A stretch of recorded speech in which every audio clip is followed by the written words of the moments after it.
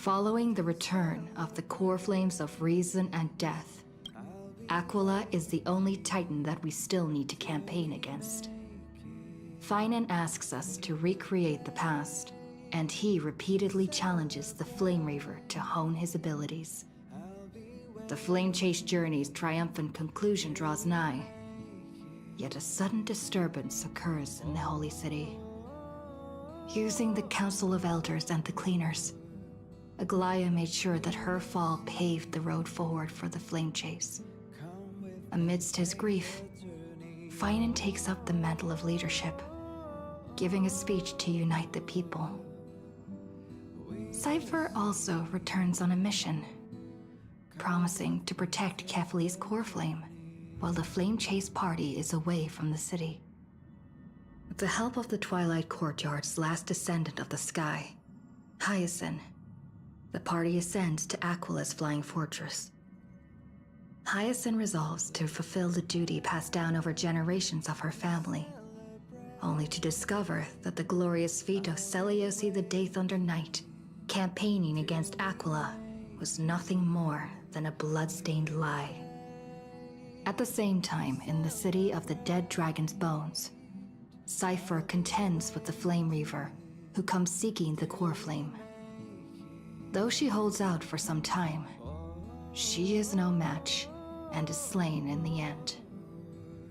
But she had already given Kefli's core flame to Spirit Thief Bartolos, ordering them to wait for an opportunity to deliver the core flame to Finan and the others. The Flame Chasers fight together to defeat the Sky Titan, which has become a combined being of the god and a mortal.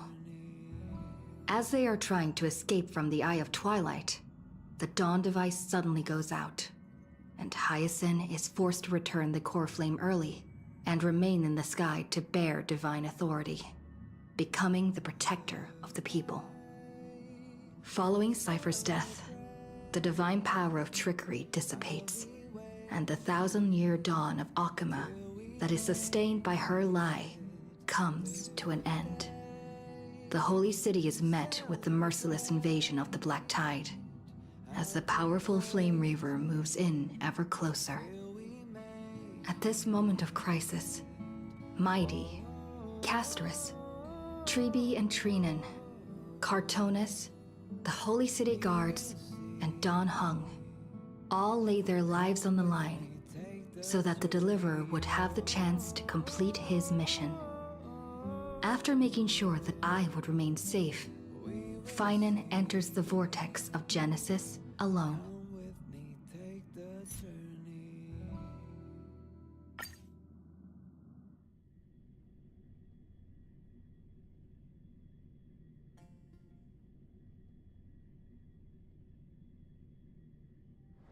Peaceful days are like breezes, carrying the scent of wheat food. Please stay close to us. We need to rendezvous with Lord Don Hung. We will do everything in our power to clear the path for you.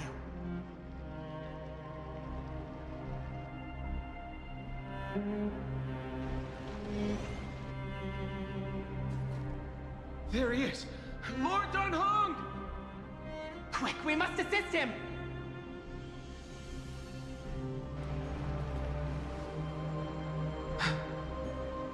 What are you doing here? Where's Finan? We are under Lord Finan's orders to escort both of you to safety, no matter the cost. Leave this to me and the Holy City Guards. Zeph, take them and go. Wait, Namazani. That black-clad swordmaster. Something seems off. At some point earlier, they suddenly froze in place, not moving at all. Like some kind of omen.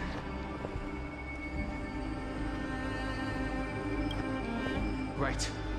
We don't know exactly what's happening, but retreating is the safest choice right now.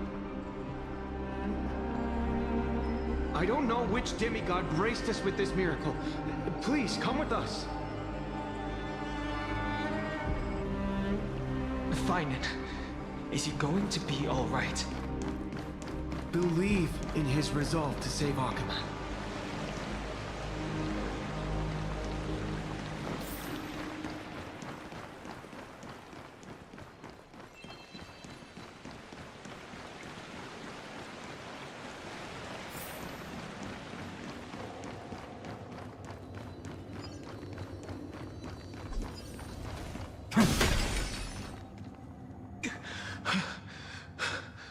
The Flame Reaver isn't pursuing us.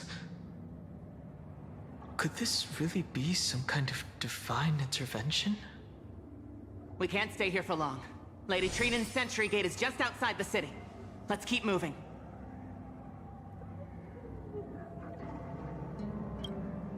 Our experience in Amphoreus has far exceeded expectations. If our goal was just to replenish fuel, then mission accomplished. But you're right.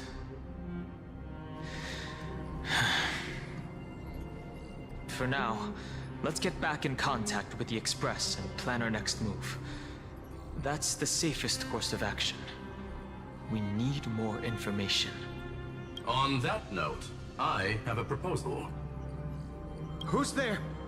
I hope to convey a message to the two nameless. Mr. Screwlum? Who are you? Stand down. I order you to maintain a distance of 10 paces. It's okay, guard.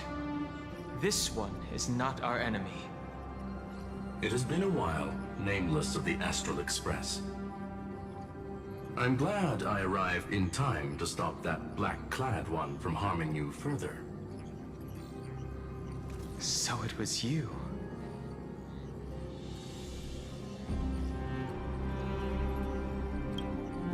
Indeed. Madame Herta invited me to meet with you, nameless. Rest assured. You two know this anti-Catharan?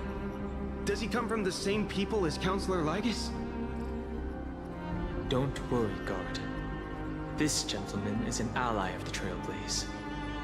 Would you mind giving us a moment to speak in private? Of course. We'll wait nearby. Please, stay safe. I fully understand your situation.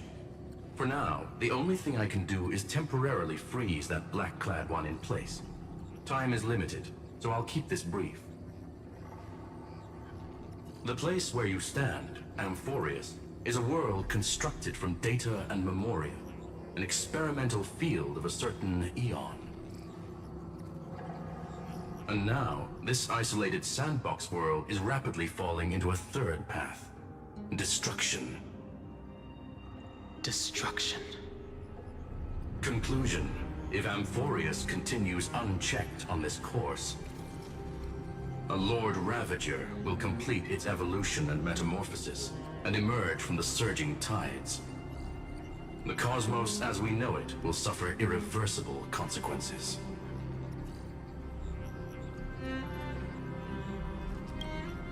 Affirmative. If everything unfolds toward the worst possible outcome as predicted, the consequences will be unimaginable. Because the Lord Ravager's goal is the Eon of Erudition. Putting aside the complex details of the inferences involved, I have a request to make. For one of you nameless to stay behind on Amphoreus, acting as an informant, in order to prevent the wrath of destruction from ravaging the cosmos. This world is enveloped in a firewall that defies explanation, and the flow of time here is also different from reality. Madame Herta and I can only tear open a gap and project images inside. However, the accidental crash landing of the express car notwithstanding, both of you were able to successfully land here. There must be some principle behind this we have yet to fully grasp. It will take time to uncover the reason. Before then, if one of the Nameless is willing to stay and witness the fate of this world, or to push it along when necessary, it would be of great assistance.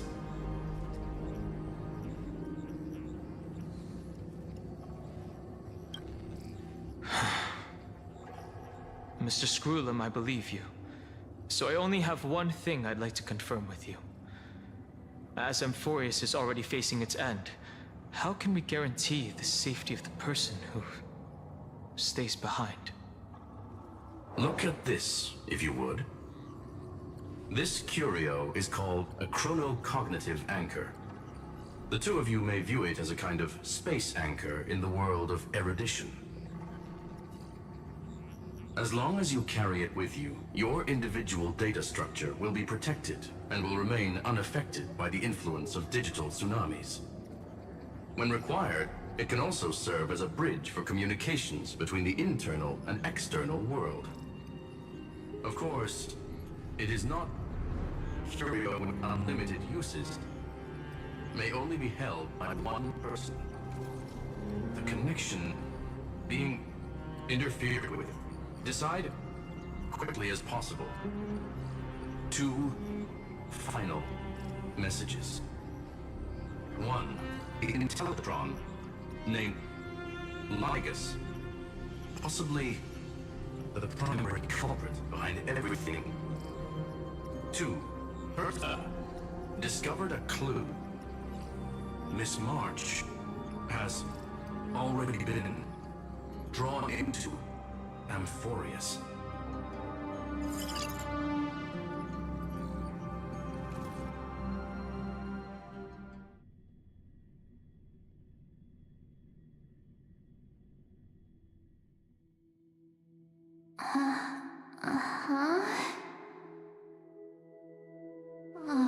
Cold. It's freezing. Hold on. Am I dreaming? This is way too strange. Everything's spinning. And I can see webbaboos flying around. But I was literally just talking to Himeko. How did I... When did I... That's it! She warned me about this place right before Klipoth glimpsed her. Oh no. Have I accidentally walked onto some weird path? Have I done something crazy without remembering? Unless forcing Pom-Pom into new outfits and borrowing Mr. Yang's shoulder massager counts. Hold up. No way! Stepping onto the path of elation can't be this simple, right? Child of remembrance, step forth into the depths of the path space. Who's there? Hey, cut it out. If you're there, just come out and talk, okay? You're freaking me out. I can't even think straight. Hold on. Is that a gate? Cast aside your fears. Step forward through the gate of memory. The voice. Is it showing me the way out?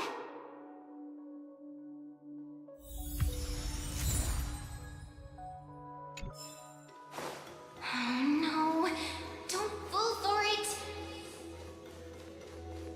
They're lying to you. Turn back. Wait, Master Diviner? Foosh? Master And you, Miss Messenger. Do I know you from... Good to see you again, March. A pleasure to see you, Miss March. That's it! Master Diviner used the Matrix of... And you, Miss Messenger. We met in that memory space. You said to me, the value of your life does not lie in what happened in the past, but in the present and the future. Your memory serves you well. March, I conducted some experiments with the 6-phase ice you left us. Thanks to the Garden of Recollection, the Matrix of Prescience has made a breakthrough in extrapolating the past. Now, we might be able to bypass the obstacles and look directly into your history. The Master Diviner is right. Continue down this path, and you'll be able to find your lost memories at the end. Since we last met, you've grown much alongside the Trailblaze. You should be strong enough now to bear the weight of your past. Well, there goes my Ice Princess fairy tale. I need to know, Master Diviner, Miss Messenger, this isn't just another dream, is it? If this is real, why reach out to me at this exact moment? The situation is dire. Your lost memories, they're crucial to the Garden of Recollection. She's right. The Garden of Recollection's existence hangs on your memories. The Garden of Recollection. You may not want to sacrifice anything to preserve the garden for now, but in time, you'll understand. Your destiny and the path of remembrance are extremely, closely intertwined. Now go. So, I just walk through that gate? This way, March. Your past awaits beyond the gate of memory. Stop! They're just mimicking people from your memories! Don't let those bad people deceive you! The gate. Now it's... you two? Hey guys! What are... March! There you are! Finally. The trailblazing journey just isn't the same without you. Traveling's no fun without you around. Well, duh! What's Team Trailblaze without its star member? Wait a sec. You might look like you two, but... We understand your confusion. The Garden's allies helped us establish this Neuralink to reach you. The Garden's allies? Yes. She helped make this possible. Keep going, March. Find your past. Wake up. That sounds really tempting. Finding... Trust in yourself, March. It's gotten us this far. Hasn't follow us. Let's go through that... Step into your past, March. Find your true self. Wait up! Slow down! Those words sound so sweet.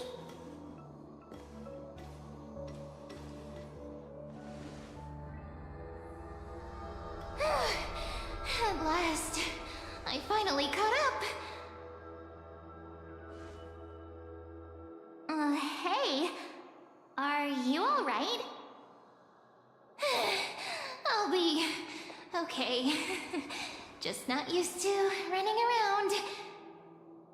Say, March, got a moment to talk before you make your decision? Wait, that was you? Pushing the gate away? Sending those warnings? Yep, named Cyrene. It means ripples of past reverie. Easy to remember, right? Wait a minute. We actually look quite alike, don't we? Yeah. Your pink hair is just as eye-catching as mine. And we're both bright, pretty, and positive girls. Talk about coincidence. Wow, you're quite the smooth talker. But I can't disagree. Wait, you know my name is March? Have we met? No, but I've witnessed your story through those memories just now. It's incredible, really. We might have more in common than you think. I know exactly what you're going through, which is why I don't want to see you exploited or hurt. You going through? I know, because I've been exactly where you are. This empty space has been my home for ages. I barely remember what time feels like anymore. But there's something I'll never forget. Trust me, that gate won't give you what you want.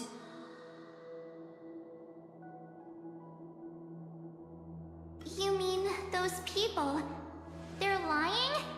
Luring me into a trap? Yes, convincing, weren't they? They've studied your memories, using your deepest wishes against you. How dare they manipulate a young girl's feelings like that?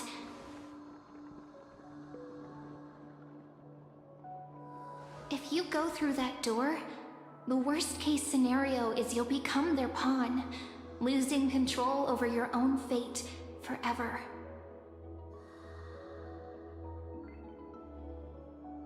You've seen what's on the other side? I may be stuck here with missing memories like you, but I still recall fragments of my homeland where I grew up. That door leads to Amphoreus. Trust me, it's anything but welcoming. For ages, I've watched people walk through that door. They couldn't see or hear my calls. The voices beyond always promised safety, but I've never seen anyone return safely. So I had to try and stop you. To be honest, I'm not sure what to believe. But the fact that you're here, putting in all this effort to warn me, that means something. Tell me, Cyrene, how can I return to my world? It's really easy, actually. Just turn around and walk away from this place. The girl cannot be trusted. Through the door, save the garden. Both of you, children of remembrance. They never give up, do they? But don't let them sway you. Stick to your path. The return journey could take ages, longer than most lives. But that path will lead you home.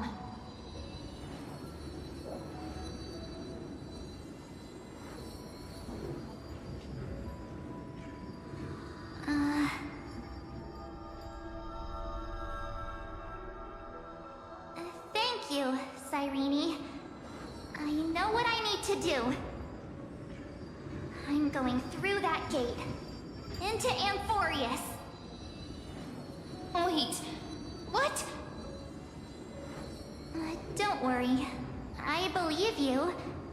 It's just that, for me, the only place I can call home is right beside my friends. Two of my closest friends are already on their way to Amphoreus. They may seem capable, but only I know. They're absolute disasters waiting to happen. They won't last 5 minutes in a new world without me.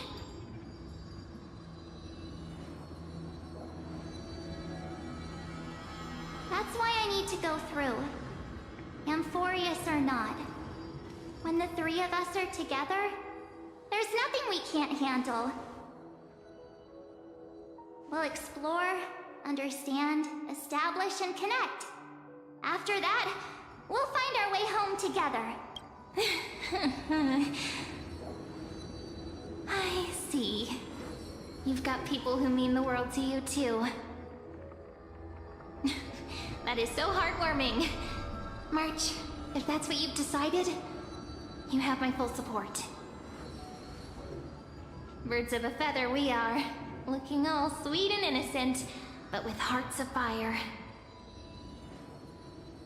Oh, stop. You're making me blush. Well then, I guess this is it.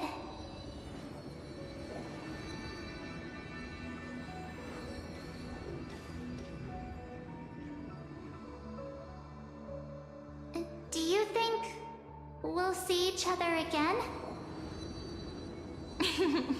Who knows? But don't worry about me. After all this time here, I've grown quite used to chatting with my imaginary friends.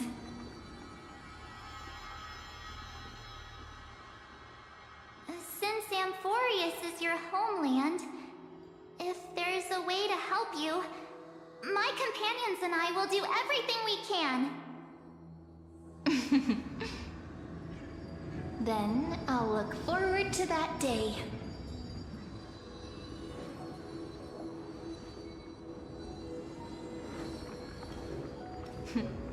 Your story awaits, March.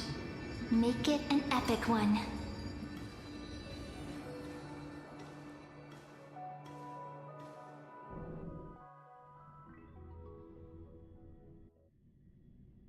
Like...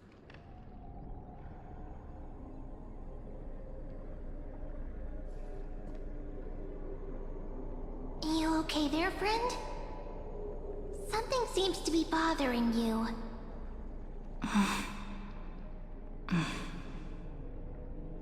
The vortex of Genesis. We made it back. Even this place has changed. Finan. Is he ready for Aranova?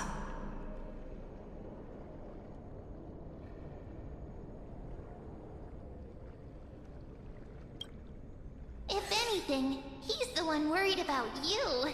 But I'm here to watch over you now. If what that machine gentleman said is true, if Amphoreus is destined for destruction, then I'll stay by your side until the very end. Like how you and Dun Hung treasured the Express. Amphoreus means everything to me. Right. Time to see the last core flame restored.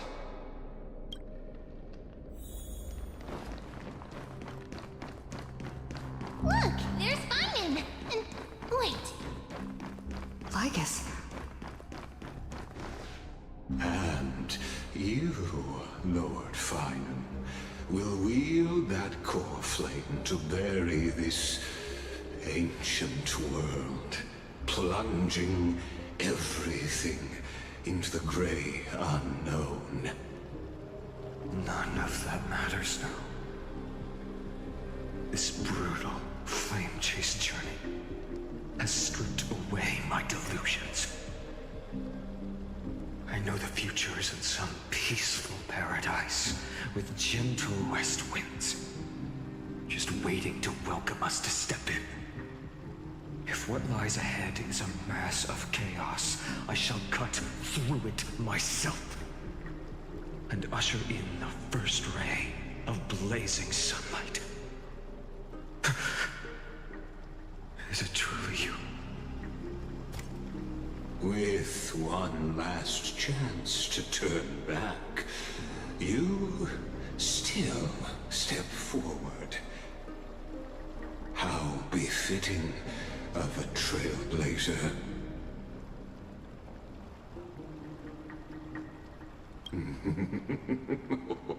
You misunderstand. As our world nears its end, the ones who walk the infinite paths have embraced their destiny. As the Theoros, it is my duty to witness the world's future and oversee this final core flame ritual on their behalf. The trial of world-bearing, the ritual of Aranova.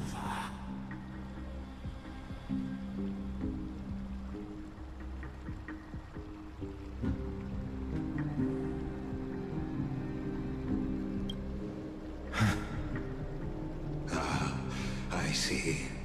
So you met my kindred spirit before I could erase his traces. Partner, What are you saying?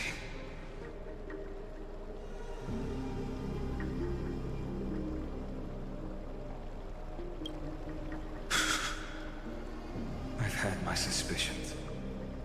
How does a native Antikytheran know so much about repairing vehicles from beyond the sky?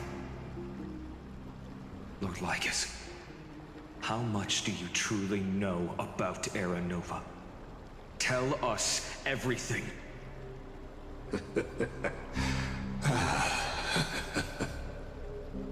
Very well. I need no longer maintain this Theoros masquerade. You seek truth, Lord Finan, and truth you shall have. As you know, when the old gods fell, someone had to bear their broken pillars to fill the vacant seats. Those who would assume divine authority must prove themselves through trials. Yet, for Kefali's demigods, the possibility of overcoming the trials has forever been non-existent. For the world-bearing trial is the divine duty itself.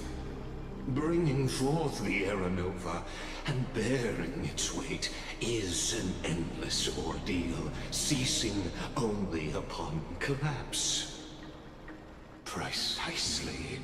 The Era Nova ritual is not something that can be completed in an instant, no, but a long and arduous journey.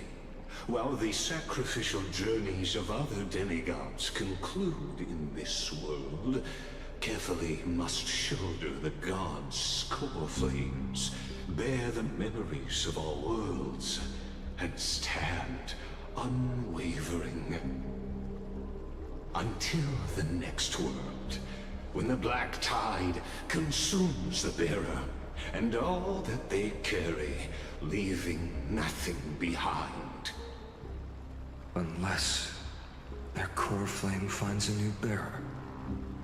The holy flame that illuminates all worlds rests in your hands. All that remains is one choice. Nurture it, pass it on to future generations, or extinguish it here and now. Deliverer, the fate of all worlds rests in your hands. Enough testing. I've made my decision. But before I ignite the dawn of the next world, you need to promise me something. Two things, actually. Speak your terms. Promise me this. Professor Anax's vision of the new world is absolute. The world will be reborn from my memories. All souls, living and dead, will return as the first humans, unchanged from their past lives. And my friends, the fallen demigods, they shall transcend the cycle to become new titans. Our heroes shall not have died in vain. Of course. This I can guarantee. Good. The second one. Promise me the Trailblazer can return safely to her homeland, unbound by Amphoreus' loss. My apologies, but I cannot promise this. As you mentioned, she now bears the Time Titan's authority. Her bonds with this world run too deep.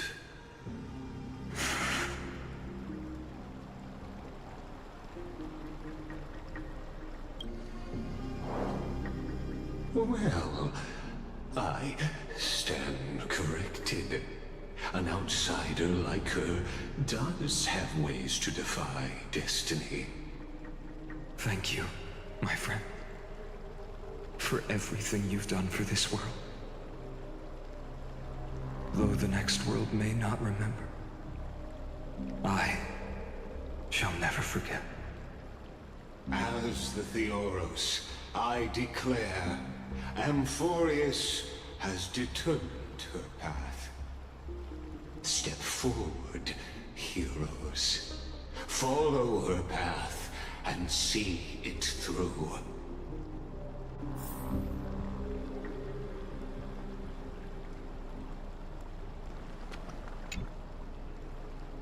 Without you, we could never have reached our prophesied tomorrow. Thank you for walking this path with me to the end.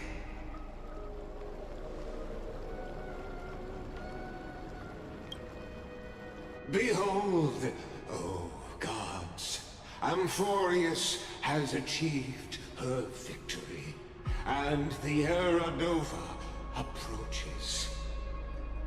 The radiant soul has arrived, having walked through the bustling nights, bearing the golden fire and blood, stepping with pride into daylight.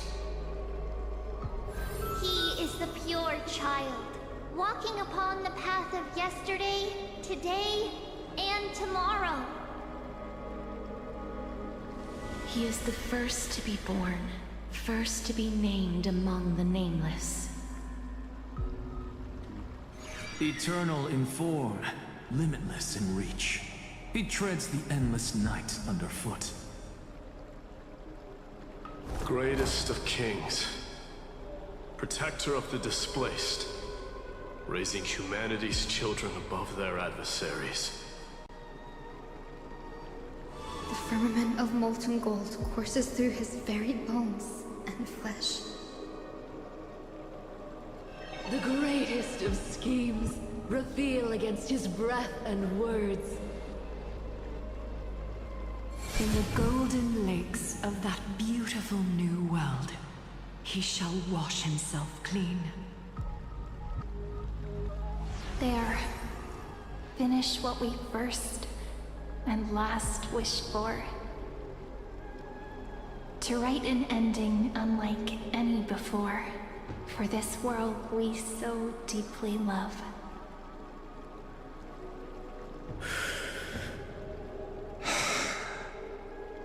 Come, partner.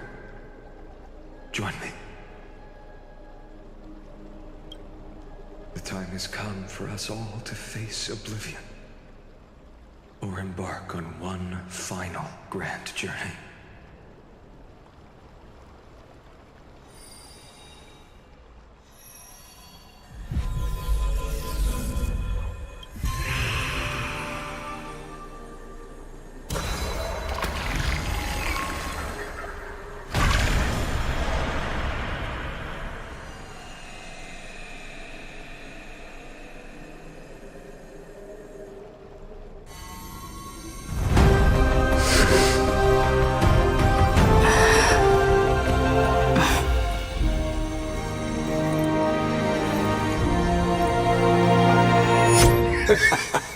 What a magnificent and epic adventure.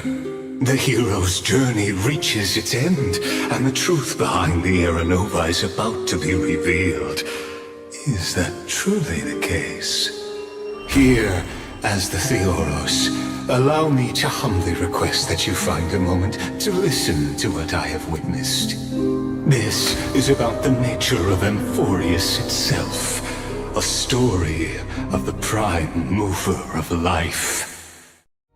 My, what a broad topic this is. Where shall we start? Got it. Let's start at the very beginning. The Big Bang, the birth of particles, the emergence of all things. Just kidding. What I mean to say is that time, space, matter, all concepts exist solely because we perceive them. This is called the erudition. Without it, the universe would merely be a chaotic book written by chance, yet unread by anyone. As your acquaintance, Lord Anaxagoras, suggested, everything Amphoreus exists through new spores, living in the memories of those yet to come.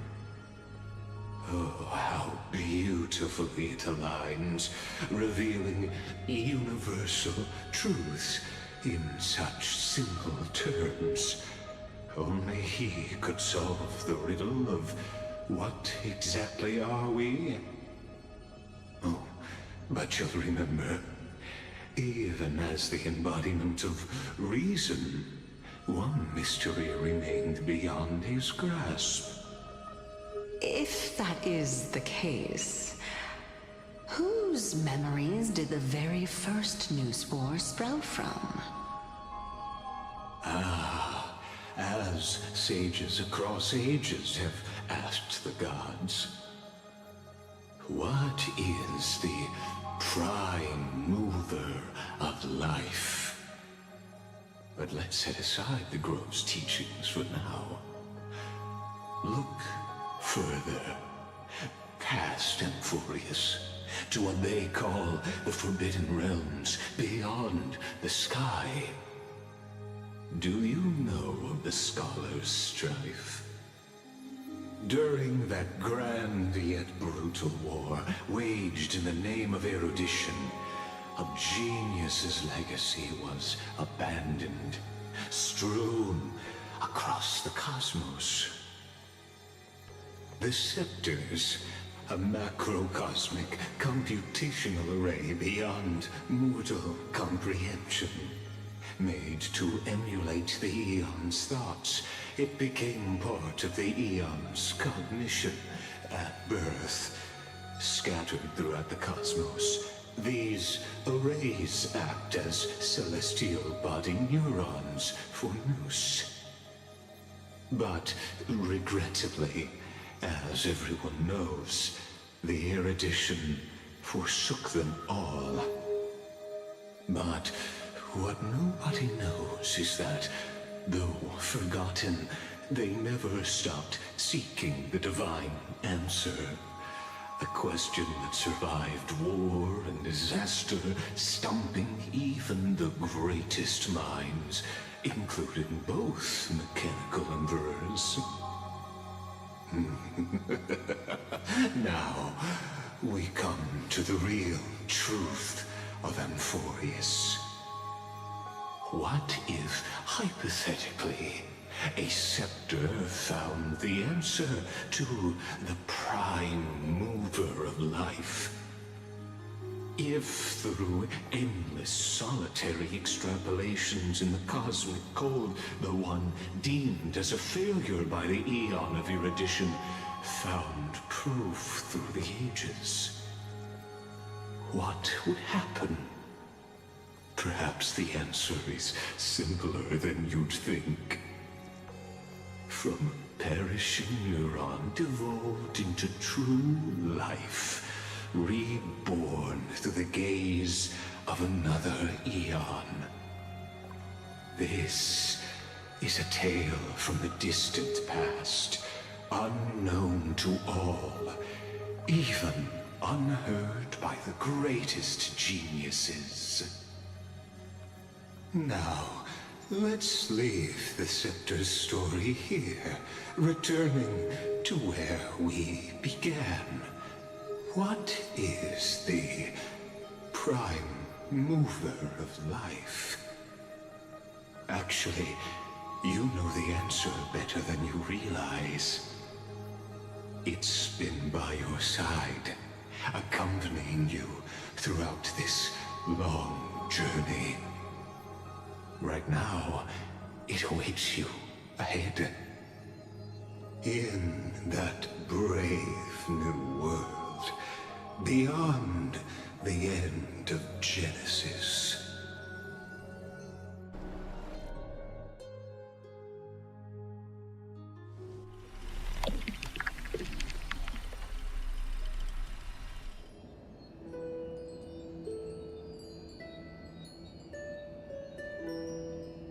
take this wish with you. Be the one who begins it all. As the prophecy foretold, you will bear the blazing sun until the pale dawn breaks. Continue onward, bearing this world upon your shoulders until the Ashen Hero, the nameless deliverer, ushers in the dawn.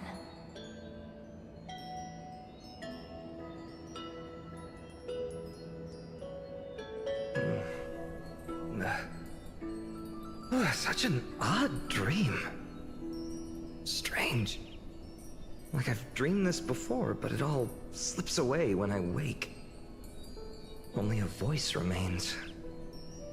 Who was that?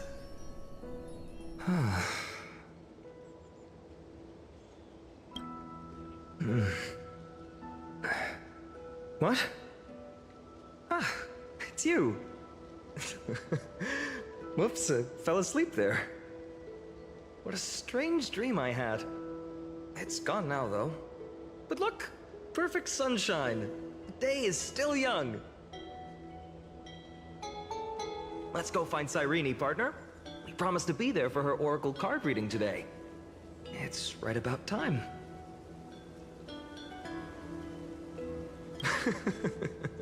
Looking at you, someone's still half asleep. Tell you what, catch some fresh air first. I'll hang around here.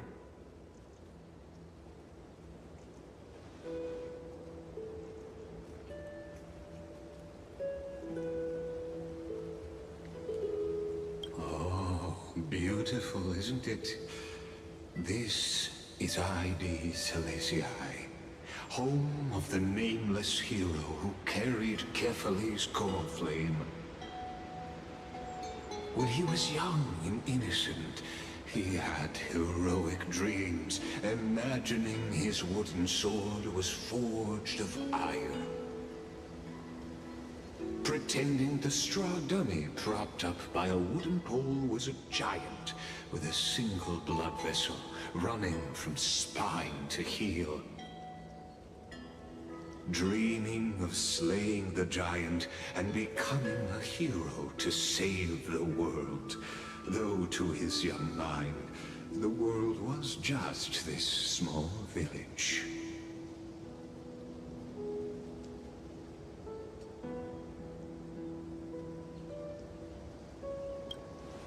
Witty as always, but this is more than just a funny story. It's the start of his path. These are his first memories. Rather than watching, why not join in? Think of it as immersive theater. Become his lifelong closest friend, witnessing his hero's journey from the best seat in the house. As the nameless hero whose unwavering guidance shaped Finon's destiny, yet whose name was never recorded in Amphoreus' history.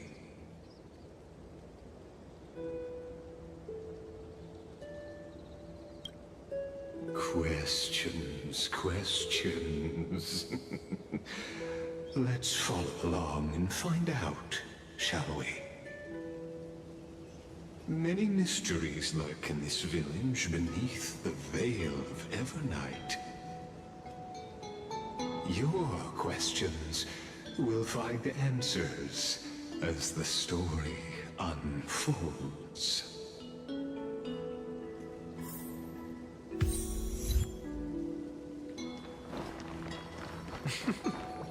All awake now? Great. Finon! Show me how to use a sword like you do! Hey, Finon!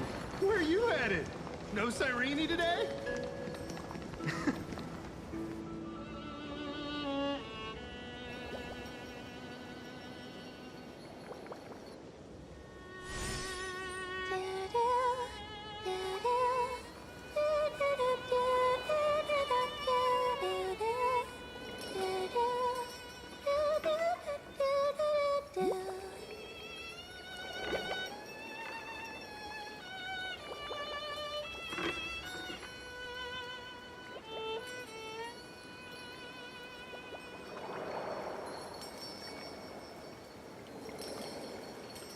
found you.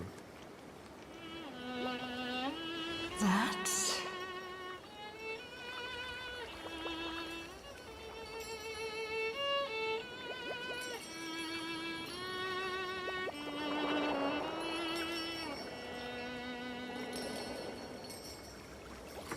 Goodness, look at you rushing about. You've got the poor swing all start. Hmm?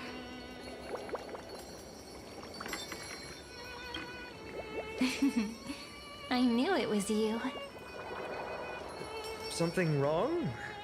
What do you see? Oh, nothing much. Just suddenly felt a strange connection. Look at you, leaves in your hair. Were you sleeping in a tree again? Or was it the wheat fields this time? At least brush yourself off before wandering around. Come on, I'm not a kid anymore. You're the only one who still treats me like one. Sure. You may have the height advantage, but when it comes to maturity, I'm leagues ahead of you. Still fantasizing about being in heroic adventures and imagining yourself as one of the characters? That's the kind of thing kids do, not grown-ups. Don't you agree?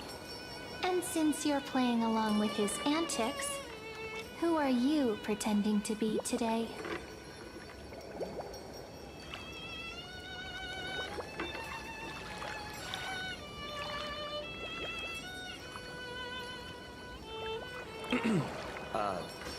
Today, she's going with Invincible Galactic Baseballer. Switching roles again? What happened to being the valiant hero from a distant shore who made that solemn pact to learn the sword? Spare me. Can we not bring this up? Speaking of which, what about those oracle cards? We haven't done divination in forever. Why the sudden interest? I was just about to tell you. Earlier, while napping on the swing, I had the strangest dream. There was this mysterious voice in my dream, calling out for something. Wait, you had that dream too? Yes, you too? That would explain this lingering sense of unease. Which made me think of those old oracle cards I used to play with as a kid. Though the Ornyx prophecies were always hit or miss. Yeah, all the kids would get so excited drawing cards like ruler or warrior, but throw fits over devil or drunkard and demand a redo. If you just redo it when you don't like the result, what's the point of divination?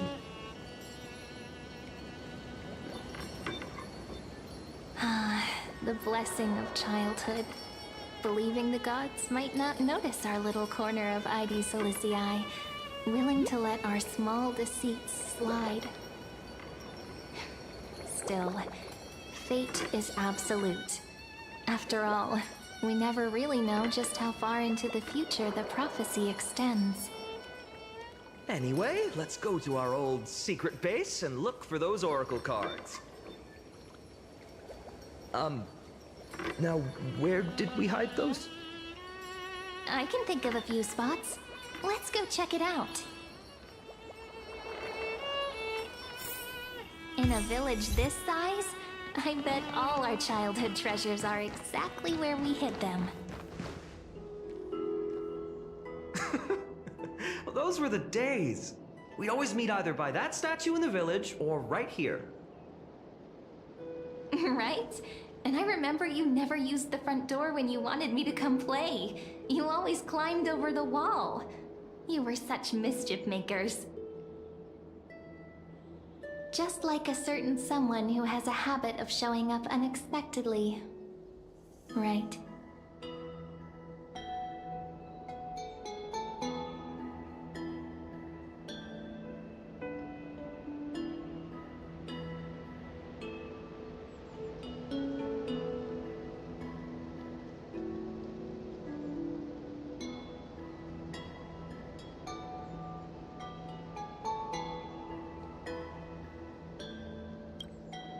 Maybe it's you.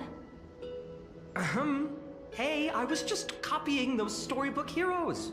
They never take the beaten path. Still, it's embarrassing. I've been the only one here for a while, and I haven't kept up with the cleaning. With so many spots to check, where should we even start?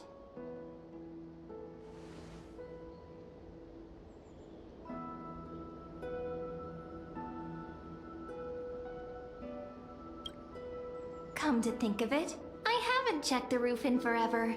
Worth a shot, right? All right, let's split up. I'll handle the yard, you check the upper floor. I wonder what the view's like from up there. Worth checking out?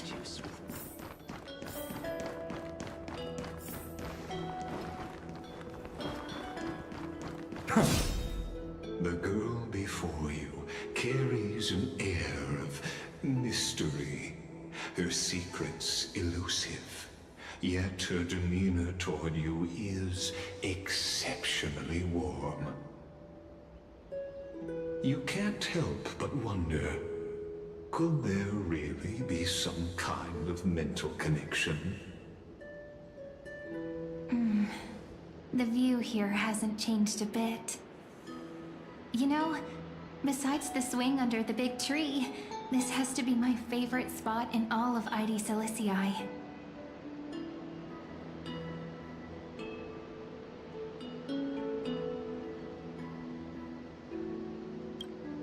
Hey, what are you doing?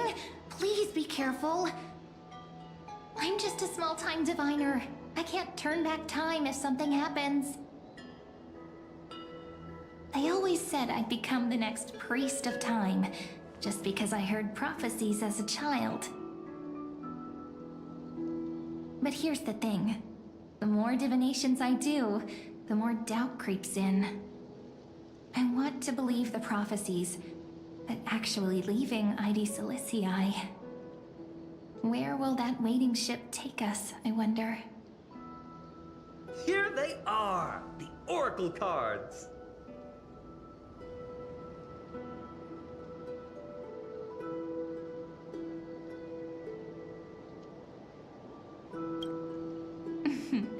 Guess reminiscing makes us take our time, doesn't it? There we go. Looks like the gods do listen to our thoughts. Here it is! This is the box where we kept the cards. But the cards are gone. Who could have taken them? Huh? What's this underneath?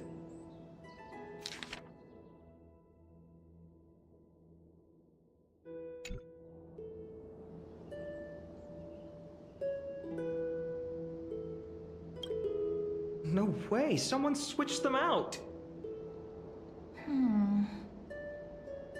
I see now.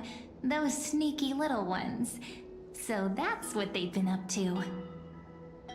The ones from Remembrance Maze, you mean? Yep. Let's head to the back of the courtyard.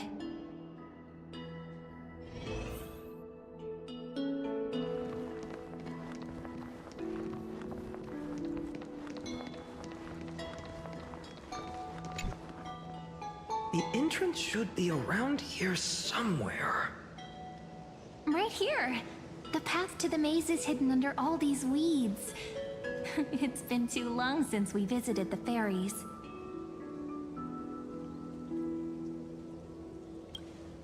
Did you forget? We used to visit them all the time when we were little.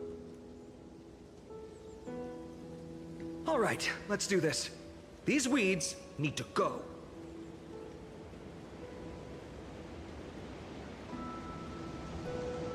Pretty sure this is it? Should be this way. Yep. Once you get through the tight squeeze in the hollow, you'll reach their dwelling, the Remembrance Maze.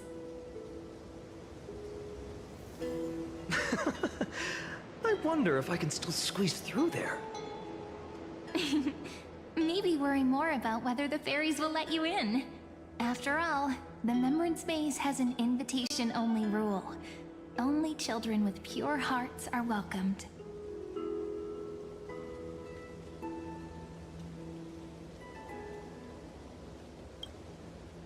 trailblazer profile? What's that? Regardless, how about we try getting through the hollow first? After you, then. What? Oh, sure, I'll go first.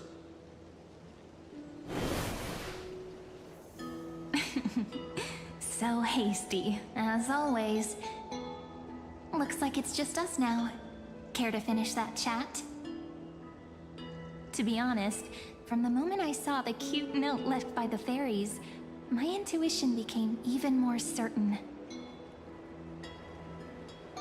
Perhaps when we step into the maze again after all these years, the wheels of fate will finally start turning.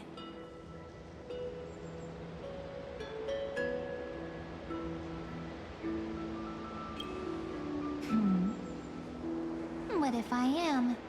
What would you do? Just kidding. Don't read too much into it. But you know what? Even if fate is set on its path, no matter where it steers the world, if we're together, there's nothing to worry about, right? So, if you're willing... forget it. If the wheels do begin to turn, that's when I'll make my request.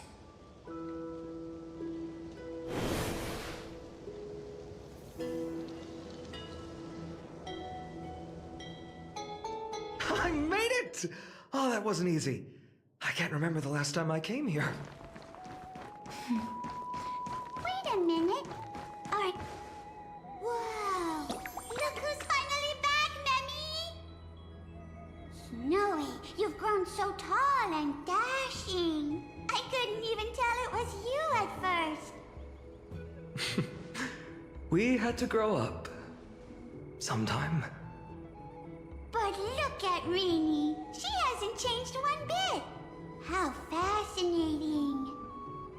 Perhaps I'm like you, Rayleigh Mem.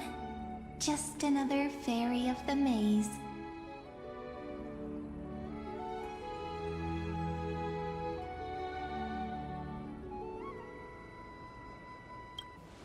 An organization? Hardly. They're not that organized. They didn't even have proper names before we came along. Dolimem, Rayleigh-mem, Mealy-mem, Folly-mem. I've missed these cute little troublemakers. We used to gather around the fire, singing and dancing, imagining all our future journeys. Without coming back here, those memories might have faded away entirely. Oh, how could you, Snowy? You swore you wouldn't forget about us, but you were gone so long, you almost did! Oh, he's just copying those bards from his stories, being all melodramatic. He couldn't forget about you all, even if he tried. Actually, we're here for the Oracle cards. Have you seen them? Oh, the Oracle cards! Right. The Chief asked us to get those. Chief? You mean Dolimem? What do they need the cards for? If they want a reading, they could just ask me. Oh, I'm not sure. But Chief specifically wanted to meet with you all. Let's see. They should be... That's it! This way, everyone! Watch your step. The trunk's slippery. Chief! Rini and Snip... Why do leaves and branches grow?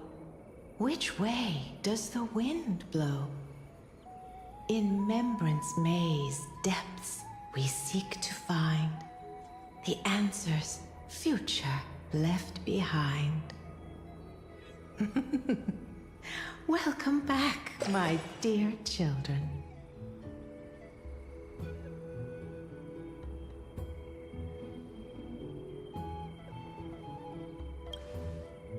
How about we hear what the Chief has to say first, my impatient friend? Oh, Chief. You haven't changed a bit. Still so full of life.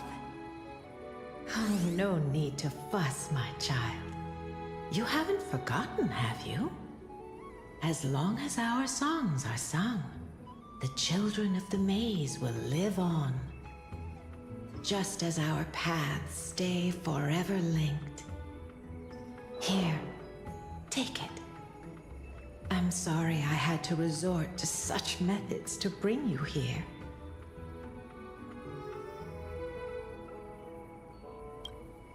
My book of oracle cards. Thank you for keeping it safe. You know, you can always just ask if you want me to divine something. Still, bringing us here like this after so long. Is something wrong, Chief? Yes. The Veil of Evernight whispers to us once more. It tells of a new fairy who will soon enter the maze. Indeed, every time a new fairy arrives in the maze, it means that beyond the veil, in the vast lands, far from Ides Elysiae, a great calamity is on the horizon.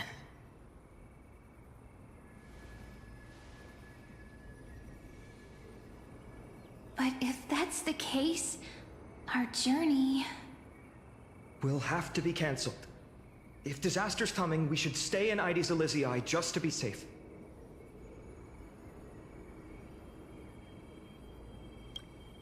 That's a good point. But what difference could Cyrene and I make? We weren't planning to be gone for long. Just enough time to hone our abilities. Finan would train in Castrum Kremnos, while I would seek the Fake Titan's blessing in Yanisopolis. Then we'd return to Ides Elysiae to help keep our village safe. It's okay. I can still practice my swordplay here. Some things you can learn on your own. Well, That's not very convincing. Here's a thought. Let's have Cyrene do a reading. If fate wishes to show us its path, we might find some peace of mind. But what if we don't like what the cards tell us?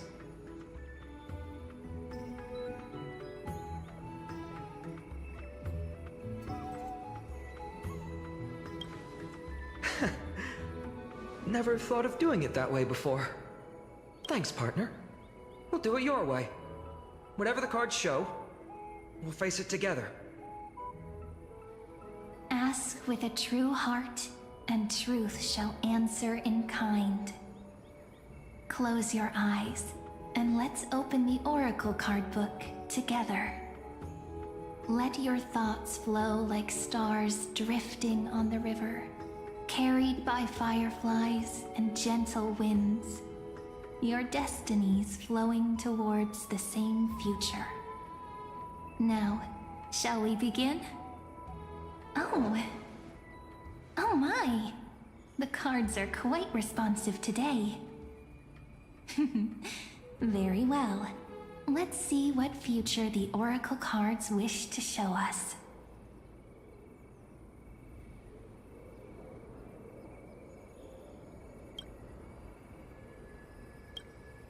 Behold, the Weaver. It connects the romantic threads of the chrysalis of gold, weaving all destinies into golden silk that flows toward the most brilliant, magnificent future. The dance of thread and blade set the stage. So shall it end as gracefully as it started. Such elegance. The Gold Weaver must be of noble birth. Such high standing. I doubt someone like me could ever reach it. This is the Gatekeeper, who guides people to their true path among myriad passages. We have surrendered our countless senses, dedicating ourselves to the sacred whispers within the temple. Wait. It almost feels like I can hear the echoes within a temple. And are those children singing? feels overwhelmingly solemn, yet strangely comforting. The ruler stands for discipline, authority, and glory, but frequently also points to isolation and warfare. Even should you pledge your loyalty to me as the last sovereign, the glory shall be mine and mine alone. He who has slain a king can no longer bear the title. Let the withering lion walk his last path alone. Is this showing us a ruler who forsook their people? Stories of such bloodshed like this feel so different from Heidi's Elysiae. But they sure can stir the imagination.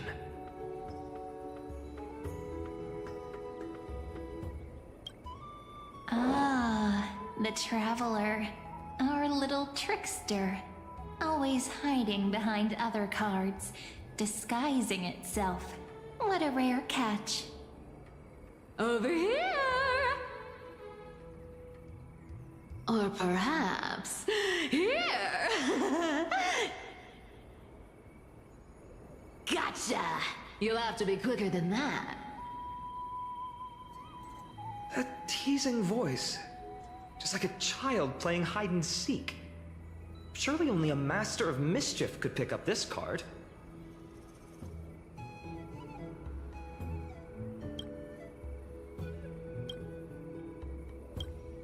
This card, the Servant, is surprisingly light, bearing the cool scent of Antilla flowers, just like starlight. It symbolizes new life and hope, yet often brings to mind struggles, sadness, and loss. These precious flowers I care for with my own hands. Are they destined to bloom only in death's embrace?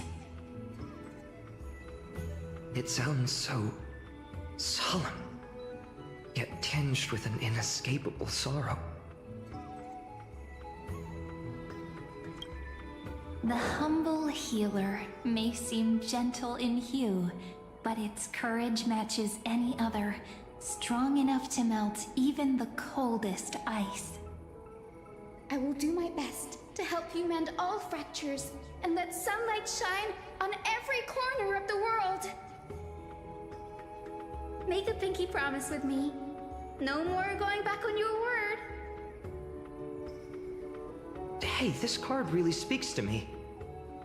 It makes me want to protect as much as I possibly can. Still, protecting everything, everywhere, seems like a dream. What amazing power would you need for that?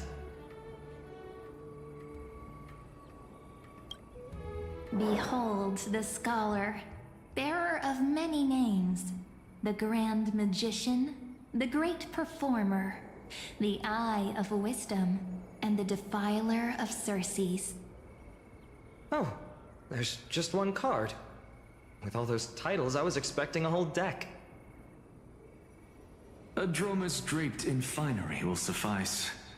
It's succinct enough to best summarize my true nature. Wait, what's with that condescending tone? It's almost as if it knows what we're about to say.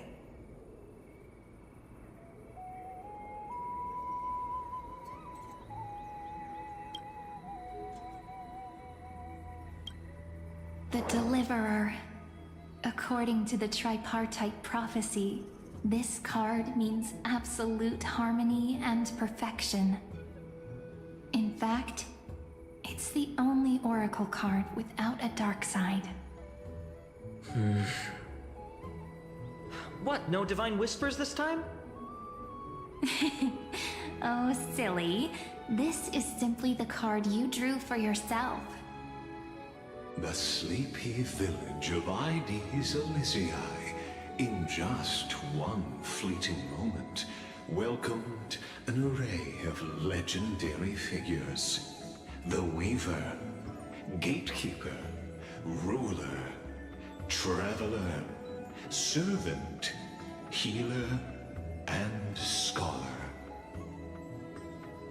Their stories and wishes show the village boy glimpses of a world larger than he'd ever imagined. They brought tales of raging battles, of cities crowned in holy light, and of wonders beyond his understanding.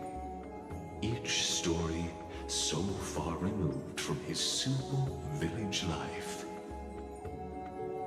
Once, these were just images on his friend's oracle cards, and yet destiny now stirs in resonance with the maze. And now, they are right in front of one's eyes. The Deliverer? This card again. Ah, my child.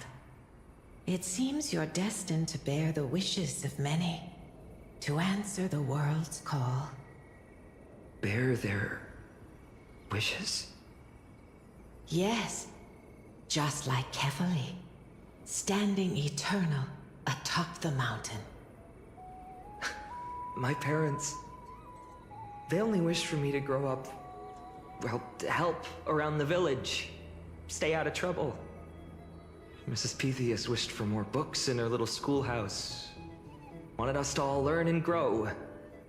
And little Piso, he wants to grow up strong like his father, to become a hunter. Is that my purpose? To fulfill their wishes? Perhaps. For a true deliverer, such wishes are but droplets in an ocean. After all, Kefali bears the weight of the entire world. Right. How could any human possibly measure up to a Titan? I wonder too. Perhaps... What's this? What you see are futures written in the cards. Or rather, the people you'll meet on your journey. Sometimes, fate can guide us when we're lost. Let's consult fate itself. Maybe then we'll know why we must take this path. And learn just how many burdens one must bear to become a true deliverer.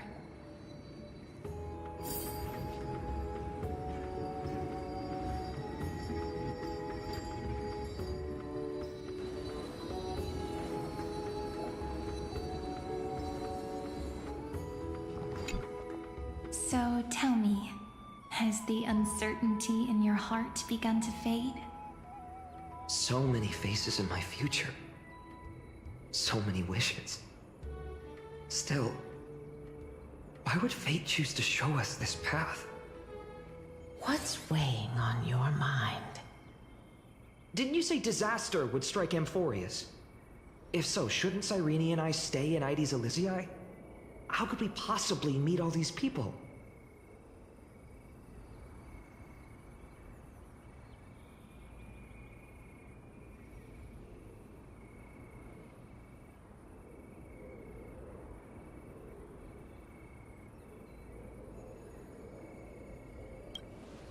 Our secluded village as humanity's last haven.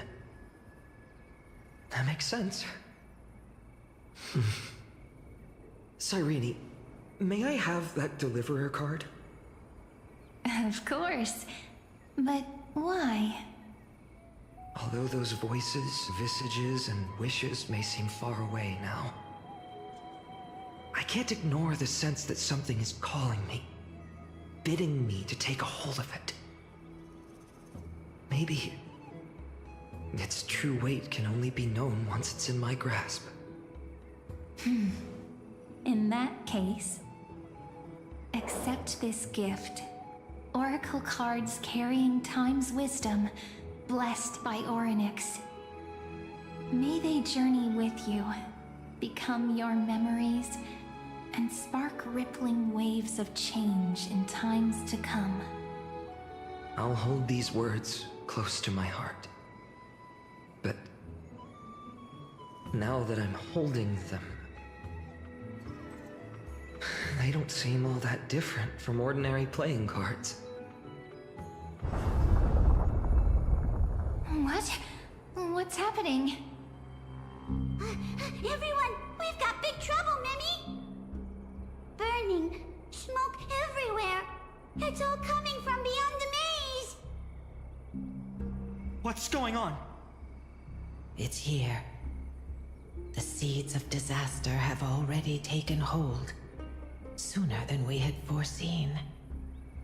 This time, not even the Veil of Evernight can shield us. You mean Ides Elysiae will be swept up in the prophesized catastrophe? I'm afraid so. My children, take shelter in the Membrance Maze. One step outside, and this horror will consume you both. But my parents, the whole village.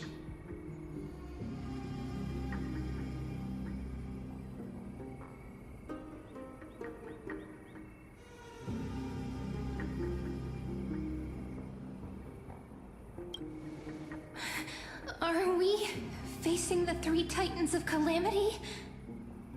This is beyond any Titan, beyond any danger you could overcome with strategy alone.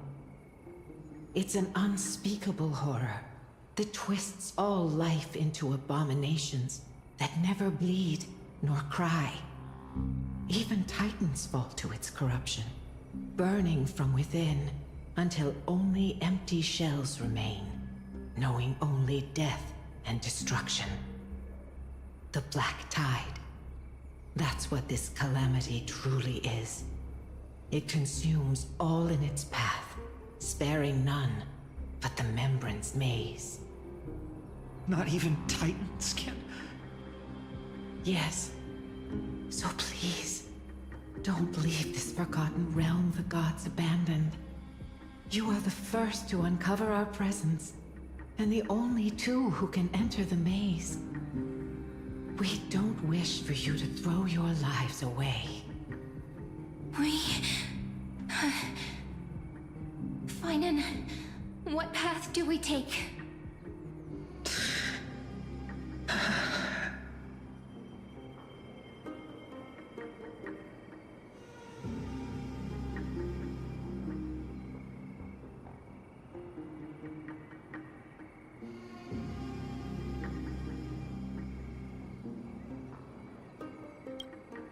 As long as we survive, hope remains. But I just accepted the Deliverer card. To idly sit by and ignore this calamity now would be...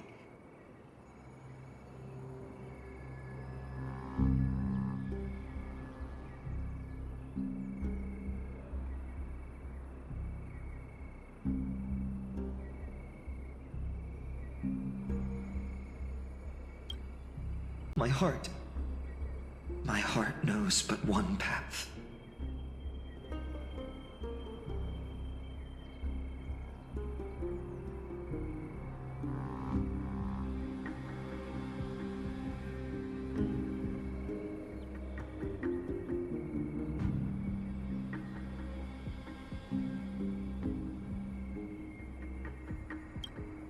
I learned the sword to protect those close to me.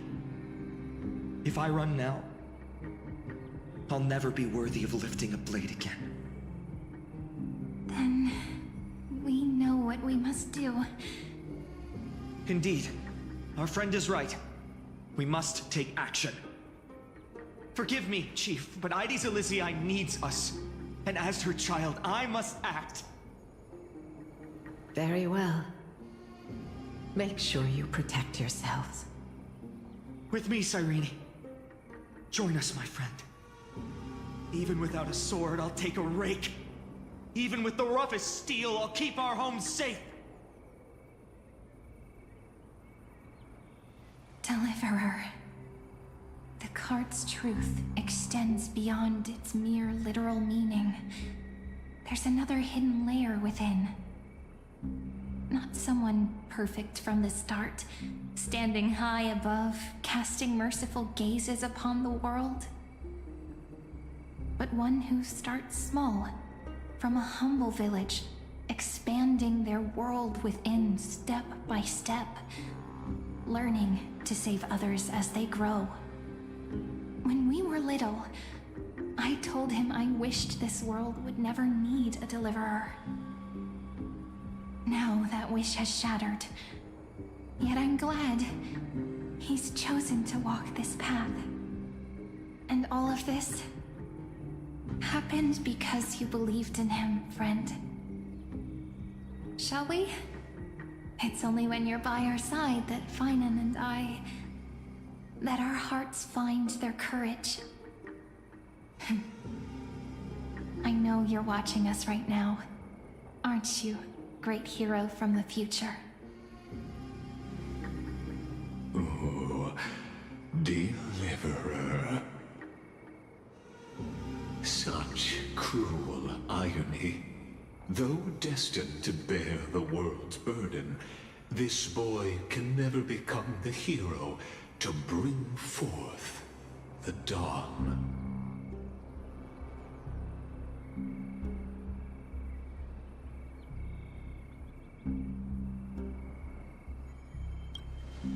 Follow their path. Bear witness as this man, forever denied the mantle of hero, takes his first step on the path to deliverance. Watch this memory play out its final act. See with your own eyes how everything began. Then you'll see why his dream of deliverance was always destined to become this world's requiem.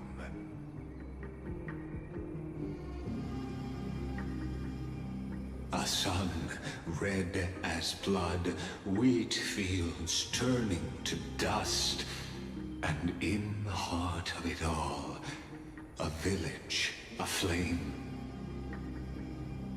In that moment, the boy stood in what felt like the end of existence itself.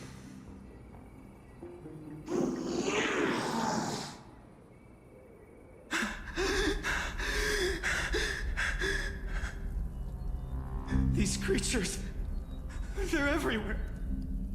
Someone, anyone, where are you?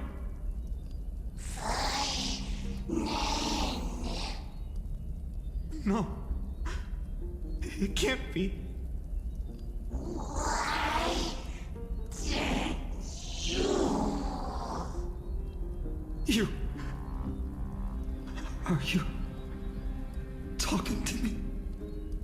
I don't want to die.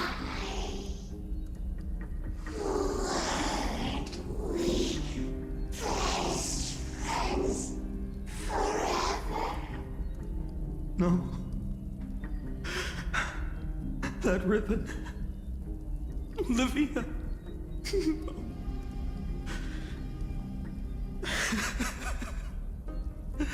I should have known. Save us. Save us.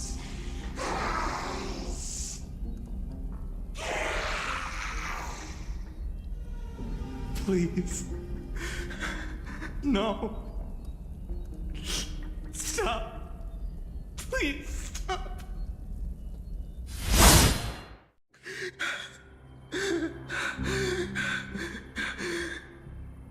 Olivia, I'm so sorry. And these monsters, they're all... Why?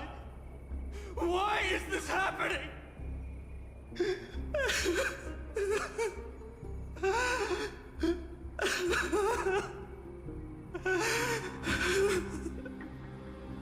When the black tide arrived, the wavering boy found resolve in his companions, and together they ran toward their first battlefield. In the far-off future, the land of Amphoreus would bear the marks of the hero's footsteps. With sword in hand, he would inscribe an eternal mark in the golden epic. And when dawn broke over scorched earth, a boy, covered in wounds, buried the dead one by one. His silence heavier than the earth he moved. His home, his past, his name, all buried beneath the soil. His feet carried him forward, over the pillar of stone, beyond the chalice of plenty, through the deadly fogs of the hand of shadow. He wandered without direction, like a withered leaf drifting in the wind. Through countless city-states, the smiling visage of the white-haired swordsman was etched into memories. Yet he did not walk without purpose.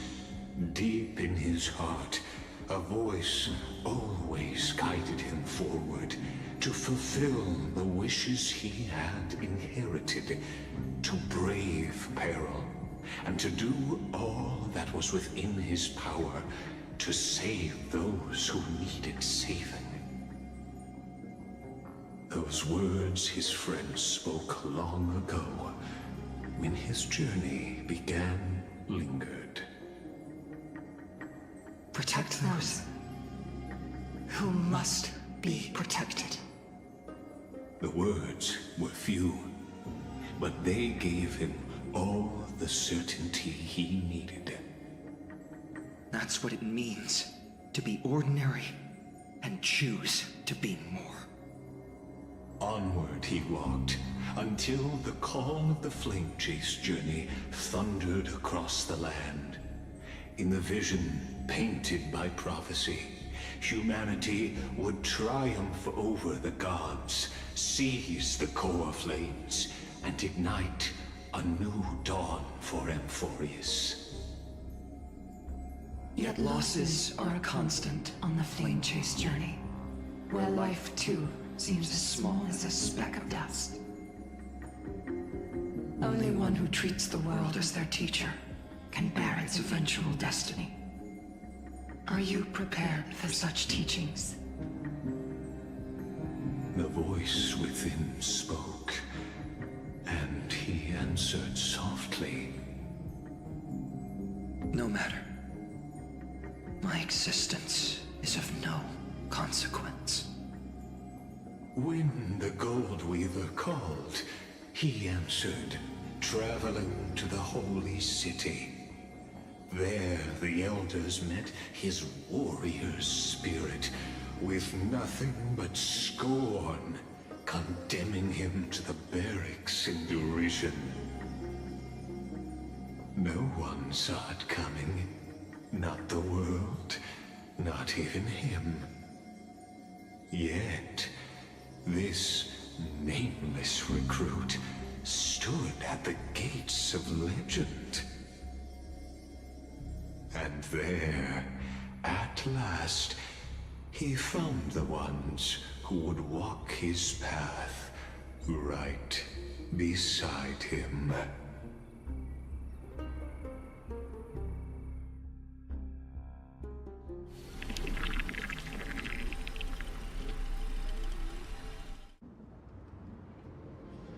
This is the abyss of fate. Hold on. Finance here too? And is that Mighty and Trinen? And now, Act 2 of our immersive drama unfolds. They're evacuating the temple. Why now? Are you insane? That blonde man is the Crown Prince of Krymnos. Mess with him, and every last person in this city could wind up dead. Calm yourselves. The Holy Maiden has everything under control. We need only wait patiently. Behold, it is the month of Gate, light calendar 4926. The Crown Prince of Kremnos, Mighty-Mos, has led his forces to the gates of Akima. As you know, though Mighty-Mos was proud, he did not engage in needless violence. He challenged the elders of Akima to a duel, not for glory, but for the rights and dignity of his people, to ensure they wouldn't live as second-class citizens in foreign lands. After Aglaya's mediation, Funen met Mighty Mos's challenge as the Elder's representative.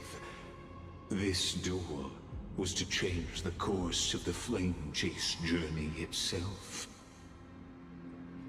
So, as Funen's most important companion, his lifelong friend, please continue to bear witness to his memories.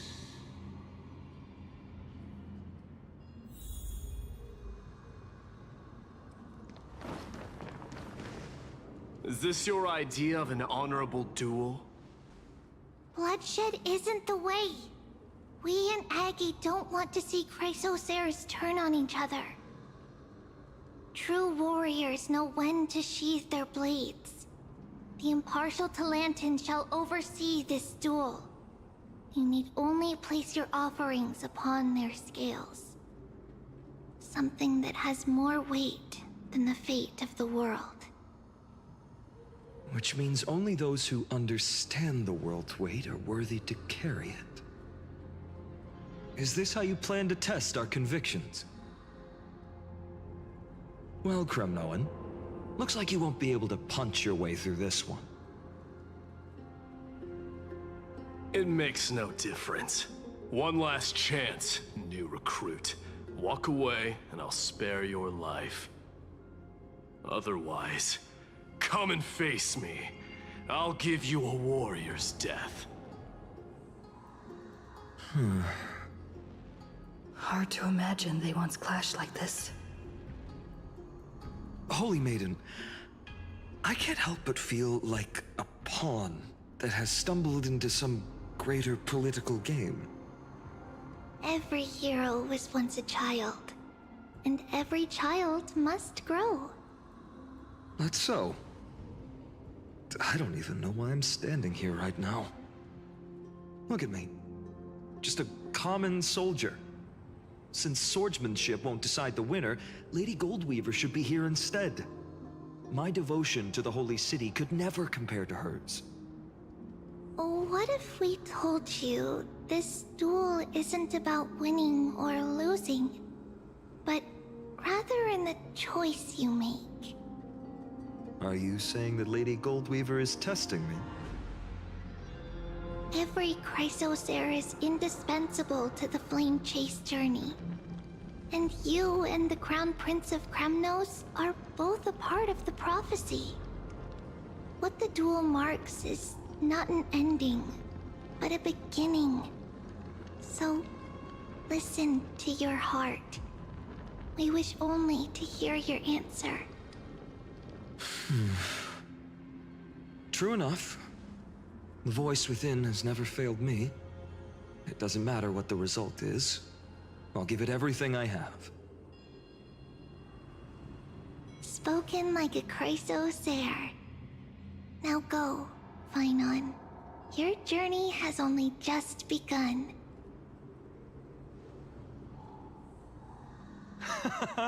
That's right, comrade. It's time for us to teach that proud prince a lesson together.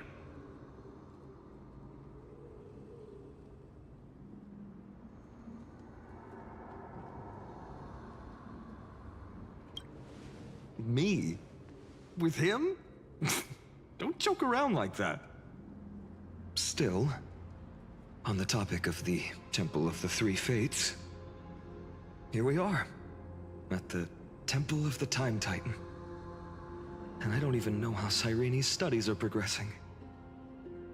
We haven't really had much contact since I set out.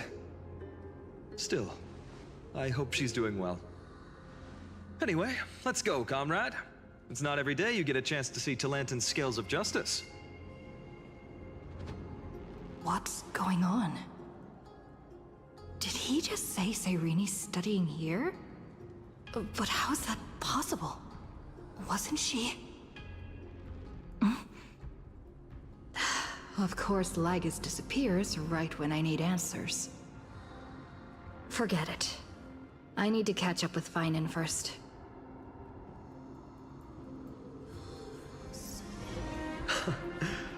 Amazing! Talantin may have fallen, but their scales remain true to their purpose. I hope you still remember your purpose, new recruit. You seem awfully confident, Kremnoan. Let's see how you define the idea of weight.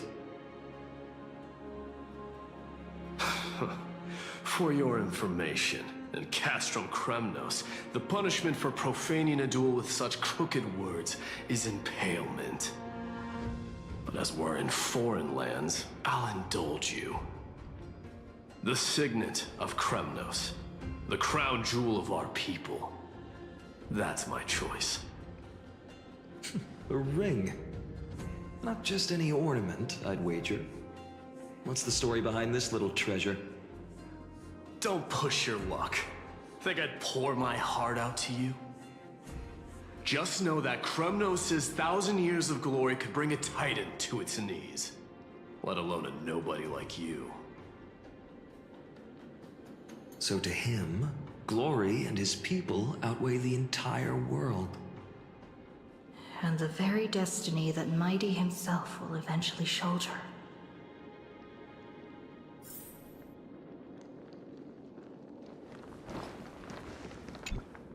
Now this is a tough one. What can I possibly offer against a ring that signifies so much? Well, comrade, what does your gut tell you?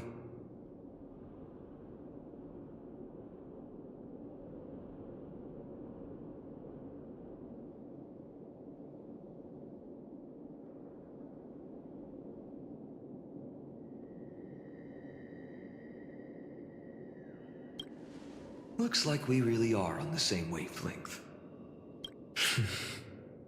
In the end, there's only one thing I can trust. The deliverer that appeared in my life on that day. How ironic. Just thinking about how my village was swallowed by the black tide makes my hands shake. The flames, the screams, my utter failure to protect anyone. Speaking rationally, I know it's not nearly enough. Hades Elysiae was just a small village. Its loss barely a scar on Amphoreus' face. But here and now, my heart says something else. This car, it's everything I have left. Nothing weighs heavier. Perhaps that itself is the answer. Look, Finan. It's so nice to see you all again. Lady Trinan, Finan, and... hello. Seeing you here sure is a sweet surprise.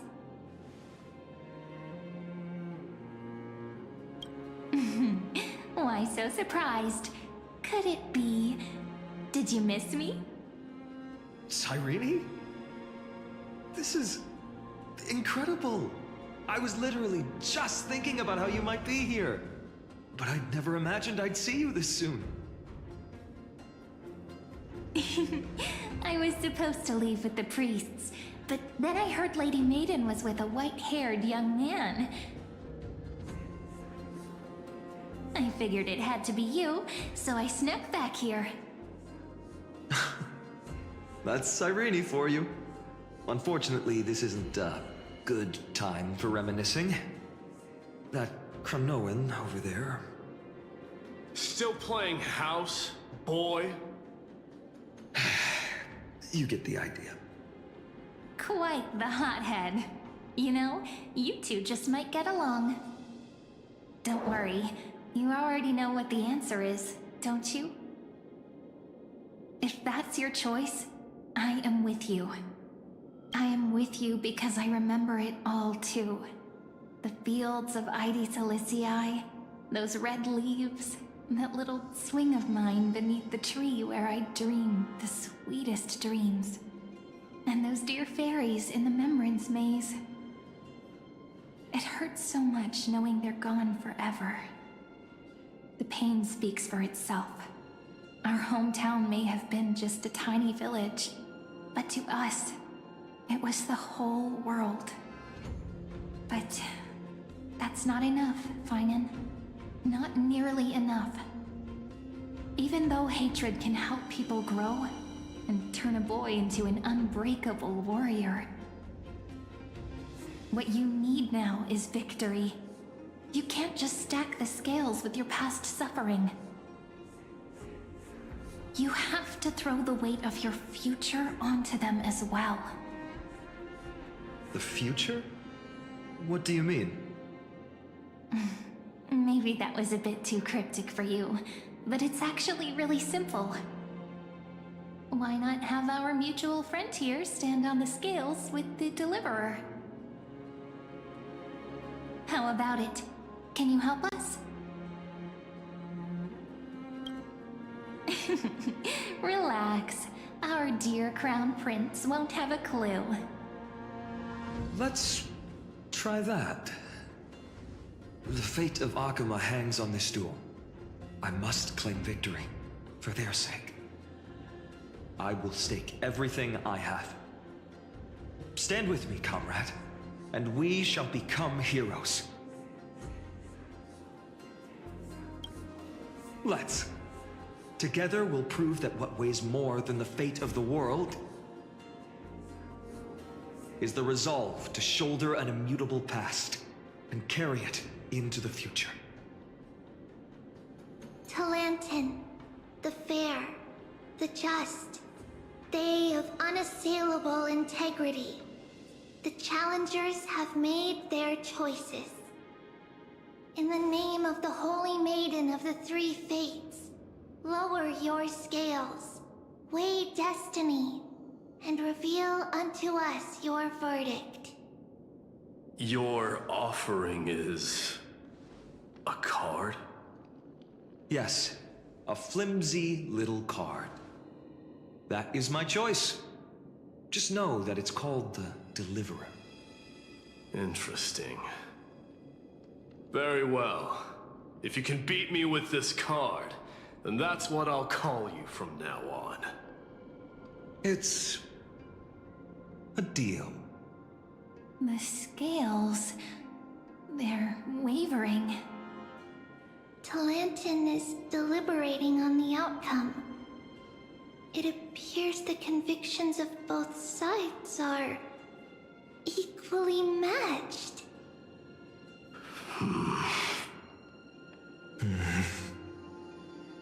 This is suffocating. Like the whole world's weight is on my shoulders. But I believe what my heart tells me.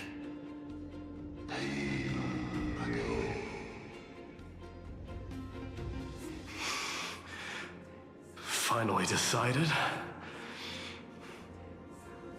Hear thee, children of humanity. I shall pronounce judgment, for the difference is now clear. The one whose offering weighs more than the fate of the world is...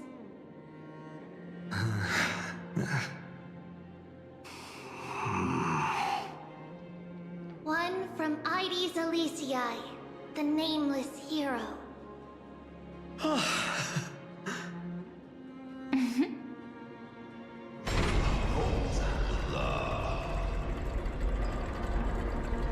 However, heed this. The true weight of conviction originates not from itself, but rather in that which tips the scales, hope itself. What's that supposed to mean? I think the Titan means that it's not anyone's personal convictions that outweigh the fate of the world. It's about a wish, one which we all share. You, me, everyone here. What tipped the scales wasn't Finan's conviction alone, but the collective hopes carried by this oracle card. Humanity's desperate call for a deliverer. Yes, even you and your people, Kremnoan. Placing us both on the same side of the scales? Foolish. We Kremnoans are your mortal enemies. Such weak idealism will only get you skewered on our spears. Fine by me. I've never claimed to be the deliverer from the card anyway. I'm a soldier, and if it's my fate to bleed my last on the battlefield, then so be it. I'll fight to my last breath. And on this, I know that we're the same. That's all a hero really is. Someone with that kind of conviction. And the deliverer? Just a sum of all those heroes. A brilliant explanation. Just as prophesied, on this day, the final 2 heroes shall join the Flame Chase journey. I should have known from the start. They all say Lady Goldweaver is quite brazen, but you're the first to even imagine that prophecies could persuade a Kremnos warrior. Oh, I have 1,000 ways to tame a lion. But this lion didn't come here for bloodshed, did he? The Kremnoans far outmatch Occam's forces, yet we haven't lost a single soul. That's no accident, is it? Do you honestly think Kremnoans, renowned for our love of battle, would show mercy? Your forces are equally renowned for their iron discipline.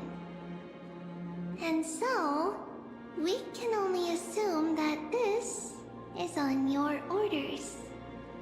Perhaps Akama isn't as hidebound as the rumors say. You grasp the true marrow of power more clearly than those elders. Now that the wheels of fate are turning, what finer way to celebrate this fortuitous encounter than a feast? Follow me, brave Outlanders. Heroes of this world are as countless as the stars, and at this moment, we find ourselves gathered here by the light of the flames of the long night. History shall remember this moment. The prophesied Chrysos heirs now stand assembled, heralding a new dawn for Amphoreus. You must see now how different this is from the flame chase journey you traveled.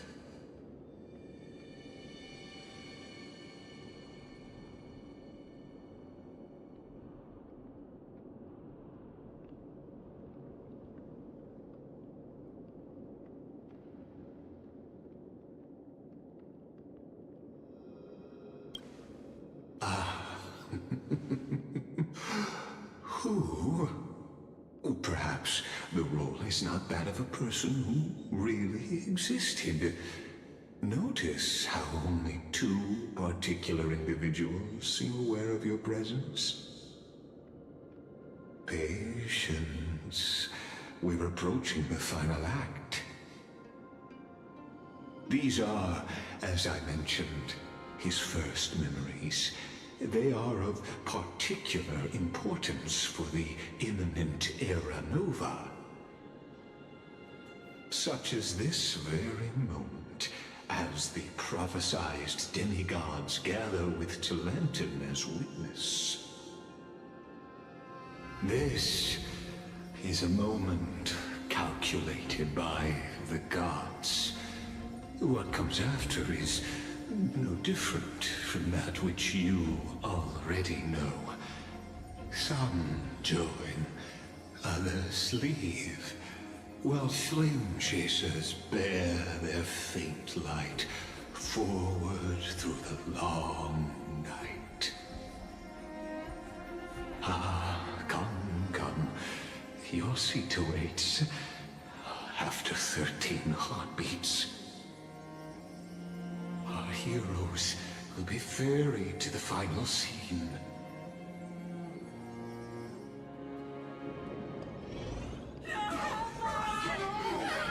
They say that the heroes of this world should be as countless as the stars. Yet now, we're the only ones left standing. So, in the end, the black tide still swallowed everything. The West stands protected by mighty Skrymnoans. It will hold for the time being. Professor Anaxa deployed wards in the north and east before. Their effectiveness is untested, but I believe in him. And Akuma.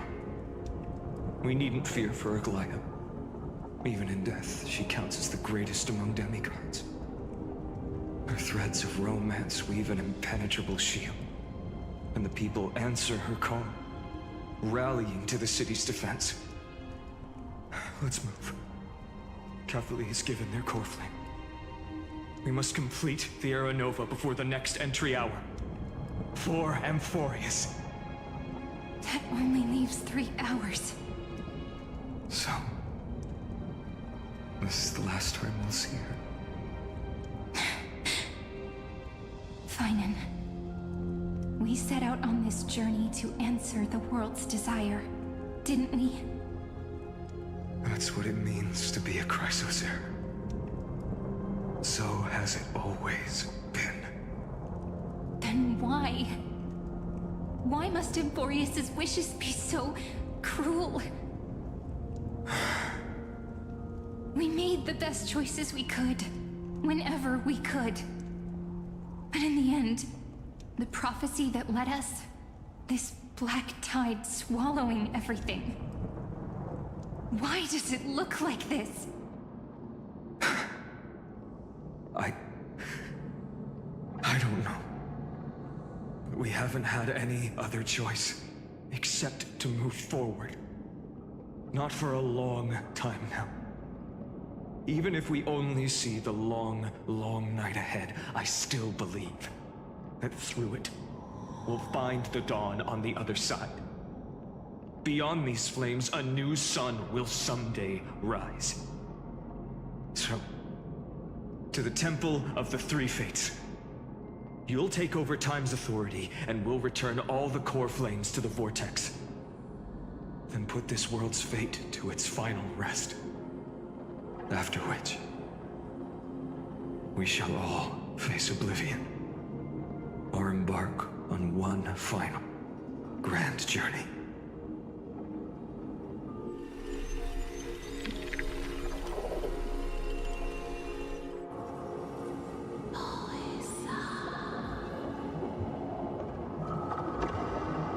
Please forgive us for disturbing your sleep, Orynyx.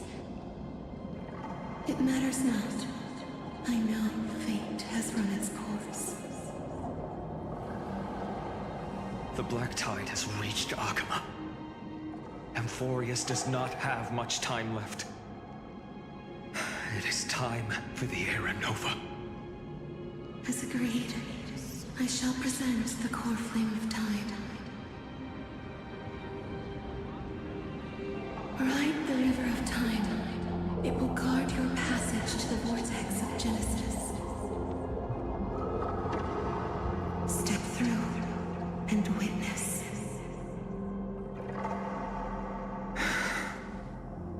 Professor Anaxa proved the truth of Genesis with his sacrifice. As Chrysos heirs of the prophecy, we were always destined to immolate ourselves for this world. Now, it's our turn. We can't let everyone's sacrifices be in vain. I don't need another pep talk, Finan. After all, we've been ready to fight fate ever since we left the village, haven't we? Yeah. Come. Let's claim the miracle we were promised, and burn away every last shadow in this world. And then... rise as the first light of a new world. Light calendar 4931, the third week of the month of Evernight. Welcome, my lady, to the end of the flame chase. And the end of all things. The Titan has revealed the gateway of fate. Please, accept the invitation to step across the threshold and behold. Beyond this gate lies the new world that our heroes sought through their trials, as well as the terminus that the owner of these long memories has been hurtling towards their entire life.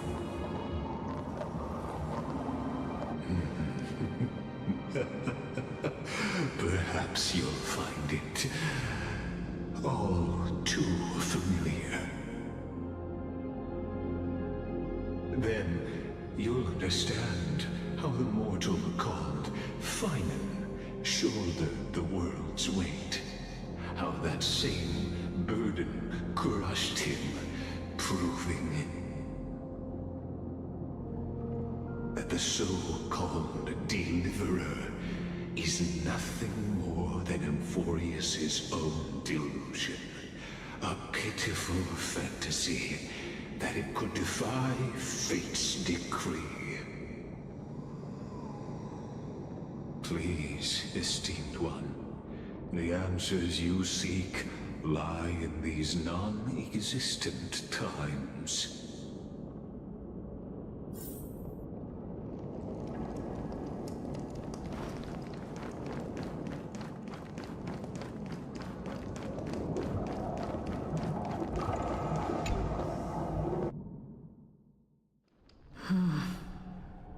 The vortex of Genesis. So it is here. But just what is this? Life's but a walking shadow, a poor player that struts and frets his hour upon the stage, and then is heard no more. It is a tale told by an idiot, full of sound and fury, signifying nothing. The vortex of Genesis, where the world begins and ends.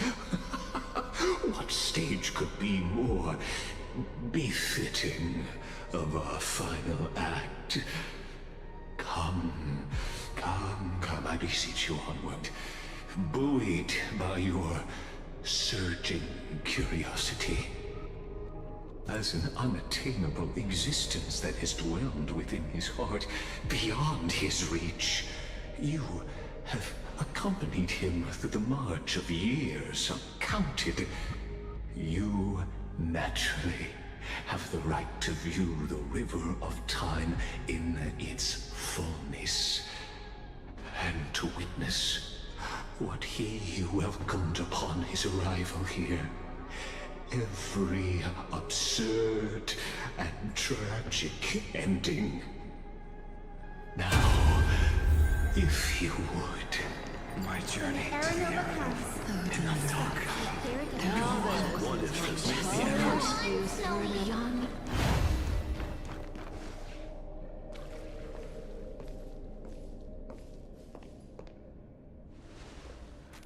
None of that matters now.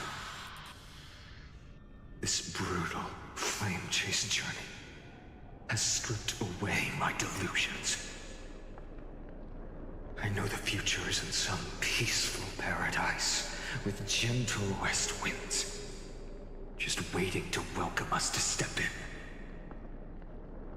This will be a romantic story like none that has come before. You think so too, right?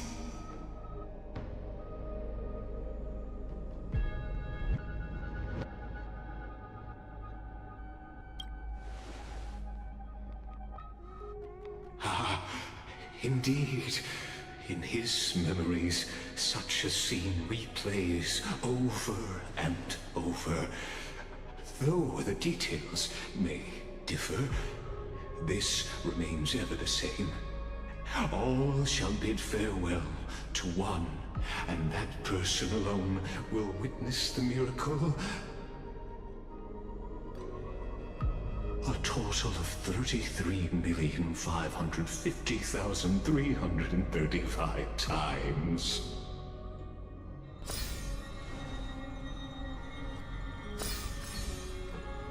Each is a drop from the river of time, representing the long journey he would take, or rather, a never-ending cycle.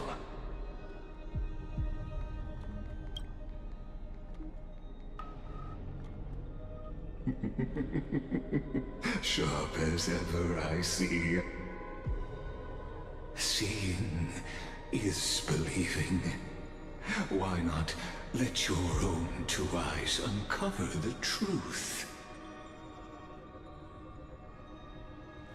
Or perhaps you can simply walk straight to the final truth.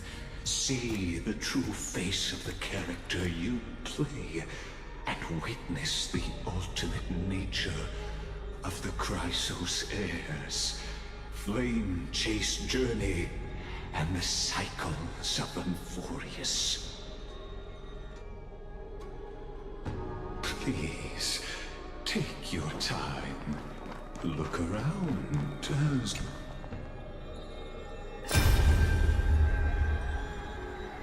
Not a single soul to be seen. So this is how the vortex looks at the end of days.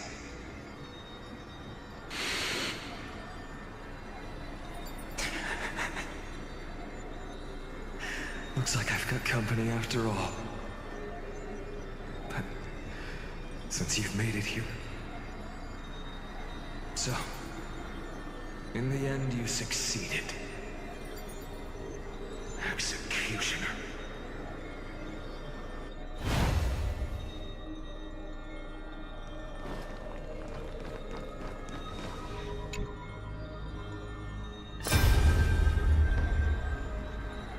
Castos, didn't you? Yes. I've become Death's demigod, and shall never again walk the world of the living. What you see is the surging of the River of Souls, brought on by the countless dead feeding it in these dark times. They cry out. Though dead, they'll converge into a torrent and guard the vortex to see the Era Nova fulfilled.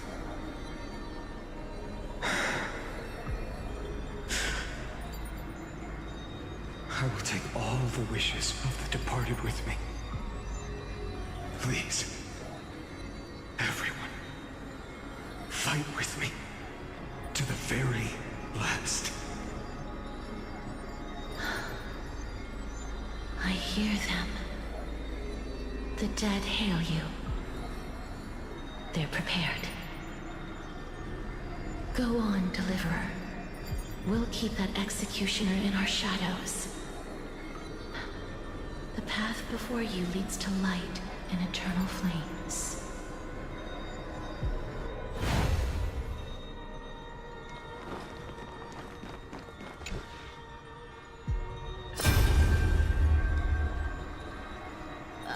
There's water everywhere.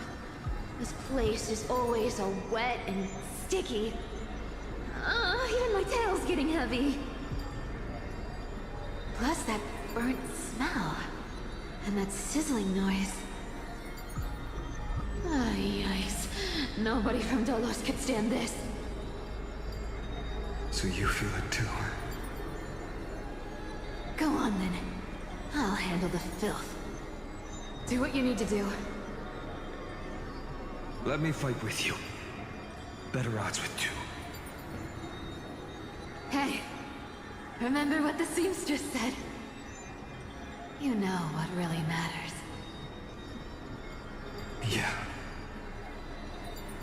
I'll leave it to you then. Wow, someone's not shy. Just so you know, I'm not in the business of making losing deals. I'll distract that executioner. You go turn the world's biggest lie into truth. Let me become the first wind of your new world.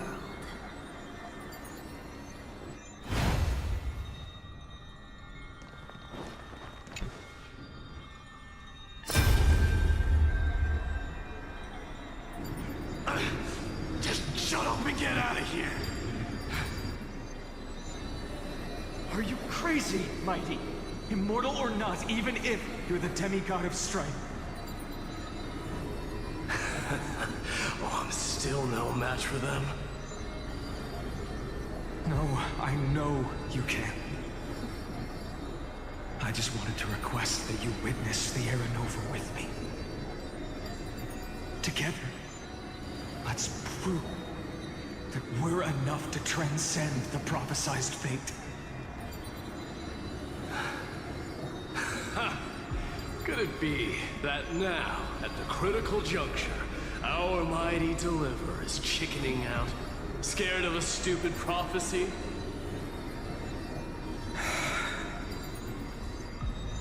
I'll transcend the prophesized fate. All right. But I've got a better way. As the son of Gorgo, I'll prove myself with one last grand victory. Just like when I ripped out the old king's heart. Go. Leave this to me. If the Black Tide creatures block out the sun, then we Kremnoans will fight in the shade. And when I'm done with that executioner, we'll raise our cups where the west winds end.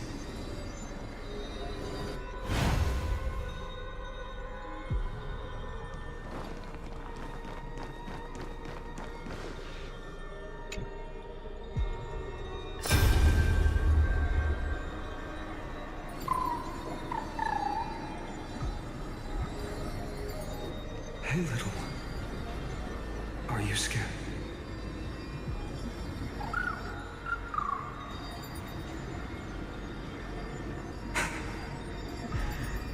As brave as Hans. Stay close, little Ika.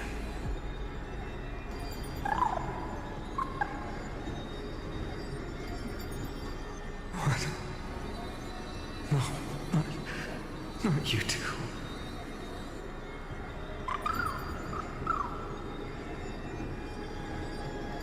You see,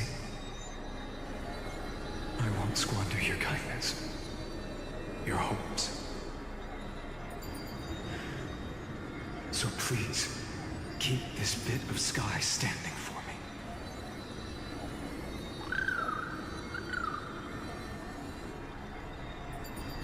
Well, now there's one last thing I need to do before the Era Nova. Come, Executioner. Let this patch of clear sky show me where to strike.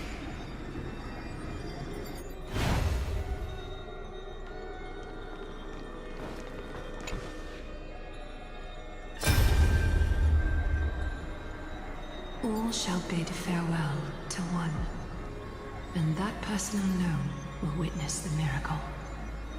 Such is the will of fate. So even the future revealed by the Titans may not come to pass. The Era Nova. This unrivaled masterpiece.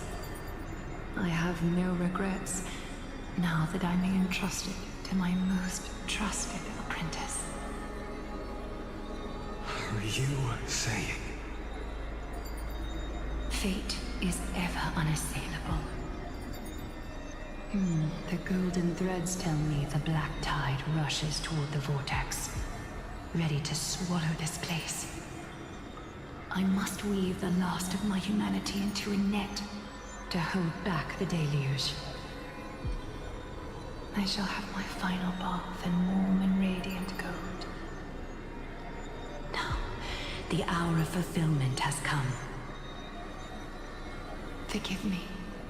I must snip away every risk to weave the strongest future for the new world. There is nothing more to say. We part here.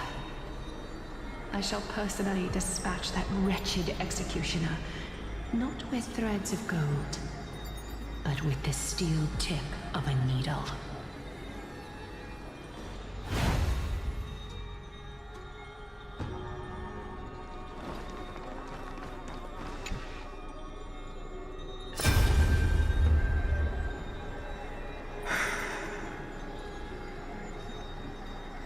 Baby, look. We made it to the vortex. That prophesied future. The flower fields where the west wind ends. Terra Nova. We're so close now. You can't speak anymore. Please. Allow me to pause just a moment before I keep my promise. Let me answer your cruel fate by tearing that executioner's heart from the void.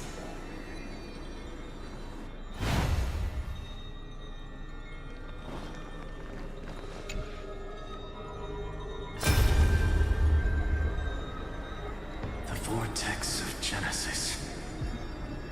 The last time I was here, I was returning the core flame of reason.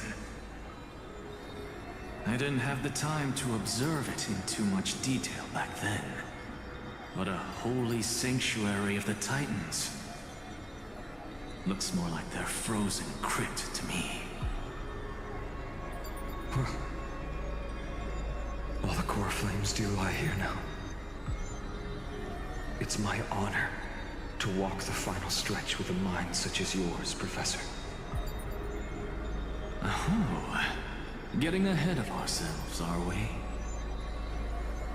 Have you forgotten so quickly? I died for truth long ago.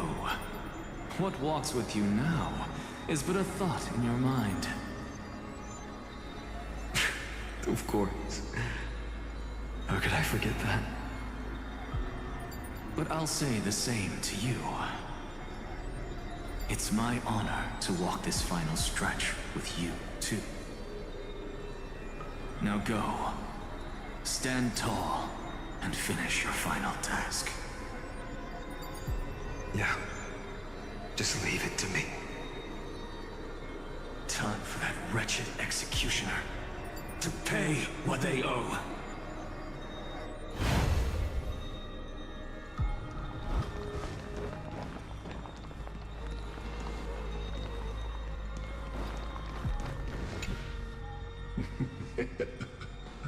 You really think you're prepared? Allow me to give you a warning, most earnest. Once you see what these memories hide, the world's course will be forever irreversible. Ah, very well. As you have made up your mind, let us bear witness together. As the sole audience of this eternal theater, I have been rapturously awaiting your arrival. And this, too, is the very reason I must show you everything. I believe that since you've bathed in that eon's gaze, you can make Amphoreus' frozen fate flow once again.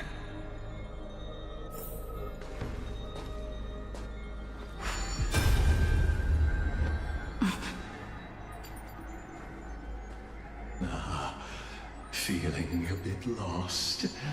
As you now see, this scene marks the final act of the drama Amphoreus. The final eternal recurrence created by this man's hand. And the last one this world shall undergo.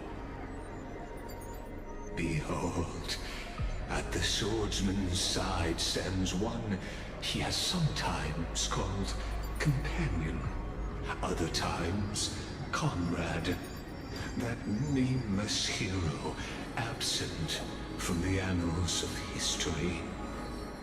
She is the swordsman's ideal in his youth, the deliverer that guided him resolutely onward through fantasy.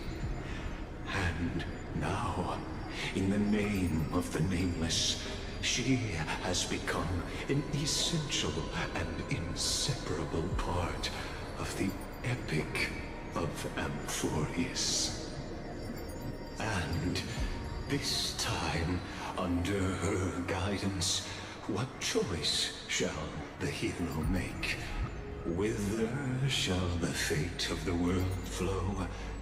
And what is the ultimate truth of the nature of Amphoreus?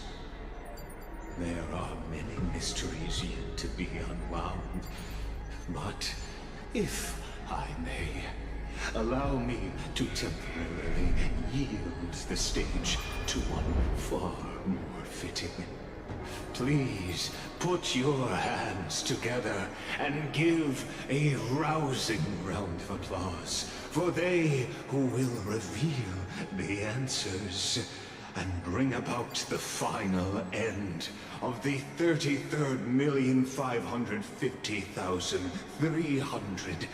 33,550,336th flame chase journey. The master of the countless memories we saw, the other important actor now stepping into the vortex. They who have already burnt their own self to cinder, the Flame Reaver.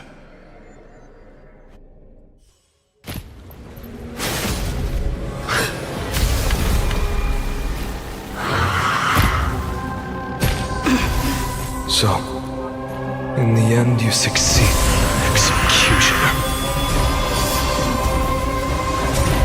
With my flesh as kindling, light the first dawn of the new world.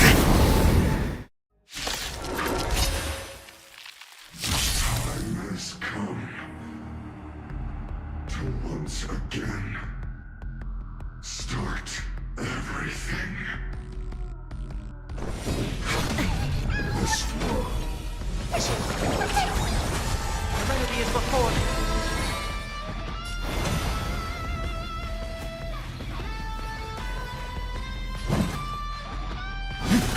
You'll pay for this. Lend me your strength. No other choice but We've entered the storm. To guard and defend. Crush them. tomorrow. Return to victory. Will you be the blazing sun?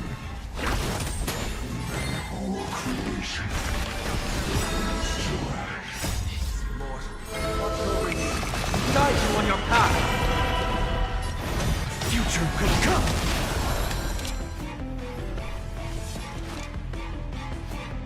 Lend me your strength. Existence is of no consequence.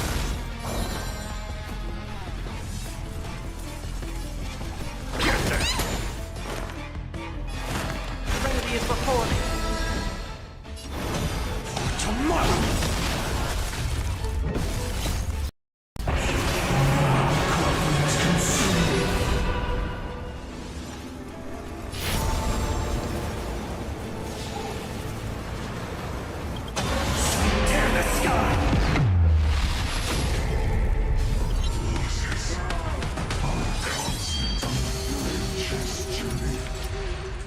And you haven't lost millions. This world is more agony. Quench the blood. Return to the great. Suffering. Lift and strike. The flames are not strong. Tear the dawn.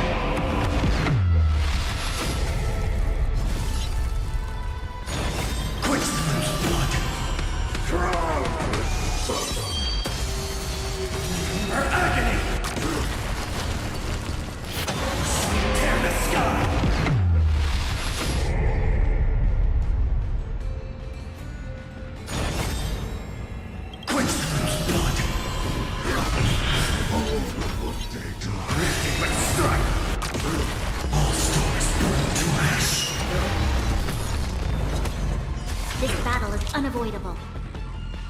Return to the victory.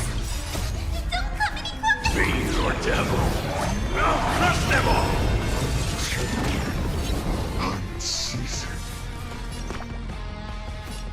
I can't thank you enough. Lend me your strength. We've entered the storm.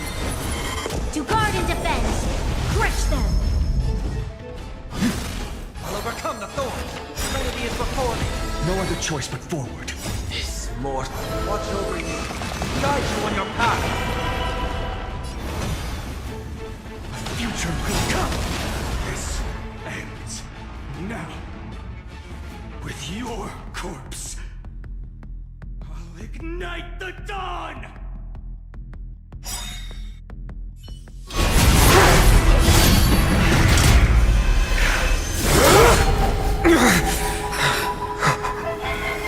How is this possible?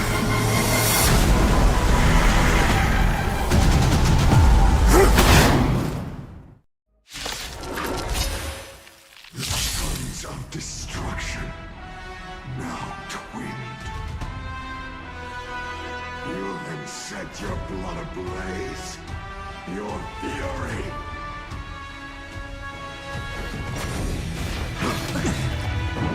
Scorn.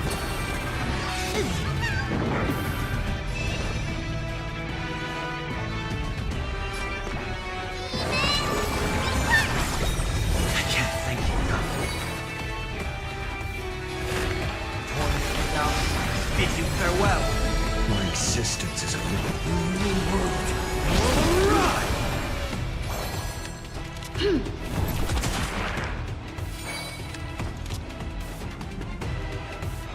Evildoer. Get them! Torment. Move aside, amateurs! Fiends or devils! I'll crush them all! This mortal form. I will walk with you, watch over you, and guide you on your path.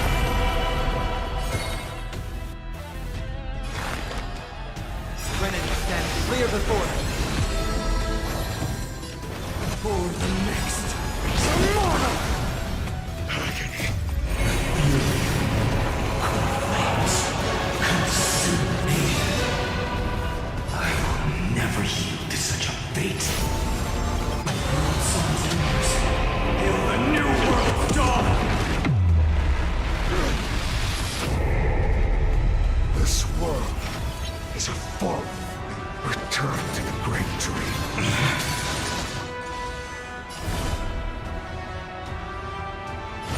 Quench the flames with blood. Return to the great dream.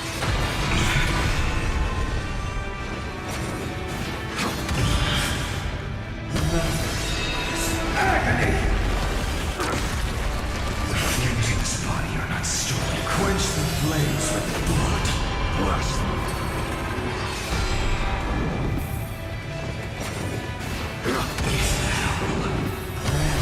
Strikes me!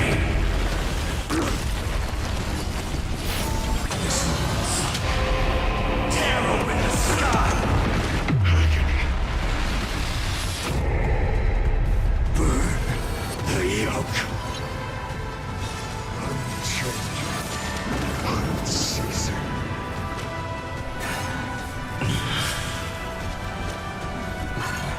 Is the hell?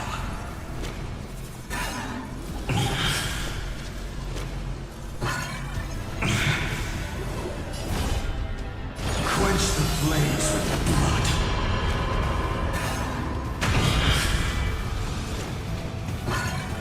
Is the hell?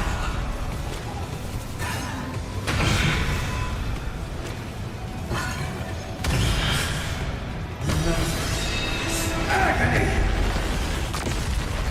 The flames in this body are the world's songs and music. Till the new world's dawn!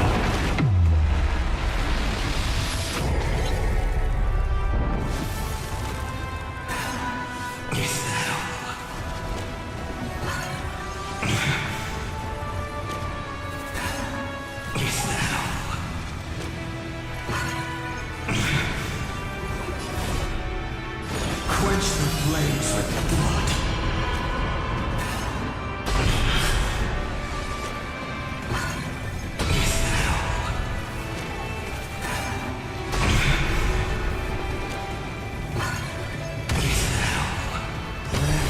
Strikes me!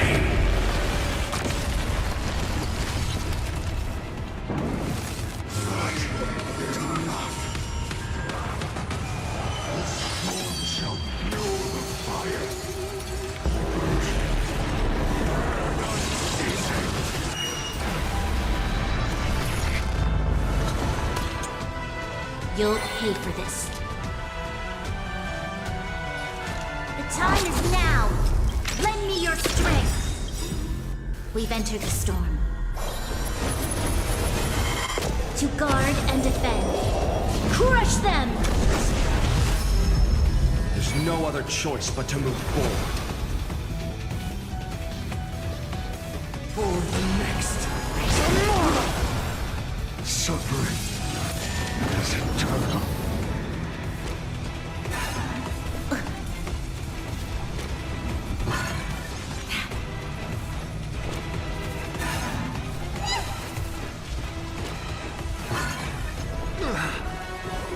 Gonna hold everyone back again! I can't thank you enough. Torment out, I bid you farewell. My existence is of little consequence.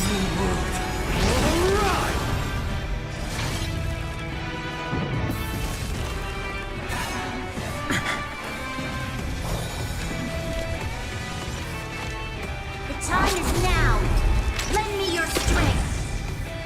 There's no other choice but to move forward. For the next tomorrow!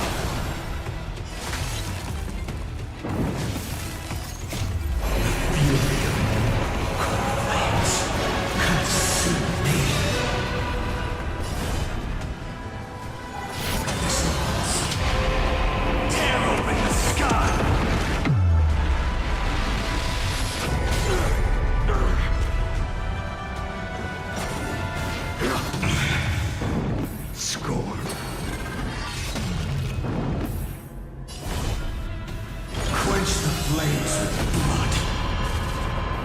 All will one day die. Return to the great dream.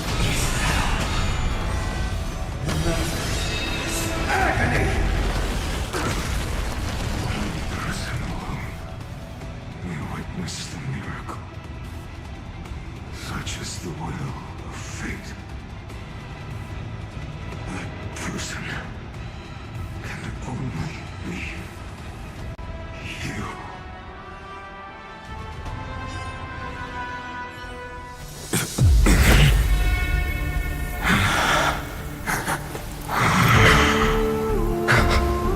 Why not let wrath incinerate fate?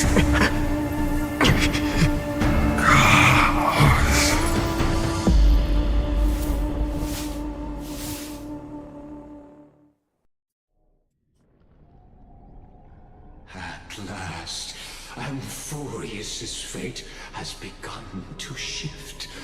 Just as I foretold, your arrival will change everything. After all, you've also been bathed in that Eon's gaze, which can awaken the long-dormant instinct inside man.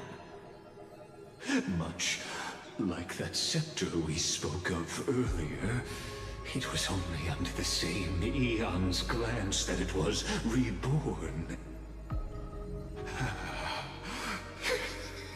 That's right.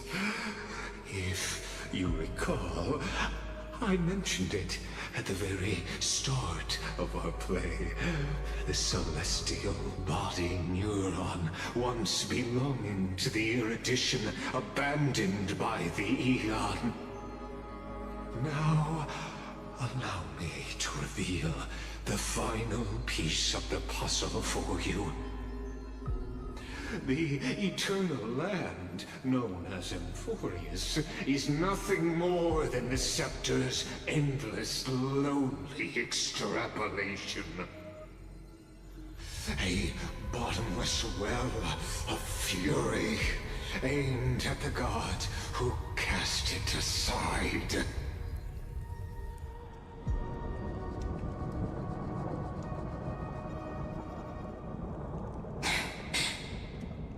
Finan, we set out on this journey to answer the world's desire, didn't we? That's what it means to be a Chrysosaur. So has it always been. Then why? Why must Amphoreus' wishes be so cruel?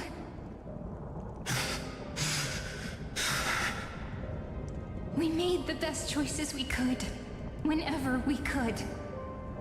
But in the end, the prophecy that led us, this black tide swallowing everything.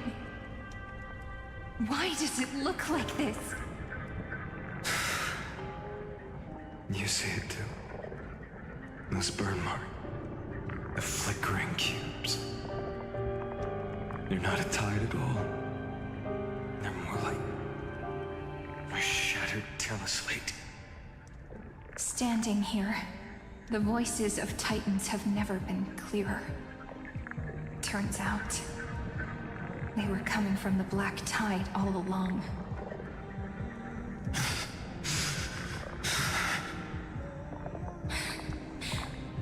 Is that Amphoreus crying? Or maybe it is screaming at its creator, at its god. Finan, do you still remember when I was little? I had a dream. A dark, cold room with nothing but Orynyx's curtain glowing like crystal. The curtain seemed to contain all of Amphoreus, where strange and fantastic dramas played out within. There were countless versions of us, from countless different worlds. Perhaps it wasn't a dream. Yeah. As I gaze out at the world before me, those sorrowful thoughts have become reality. So, this is the reason the sky was sealed. Amphoreus is merely a larger ID Silicii. We are just characters in this tiny world, following the prophecy, stepping onto the same journey over and over. What then is this so-called Era Nova? And what are the spectators watching all of this truly hoping for?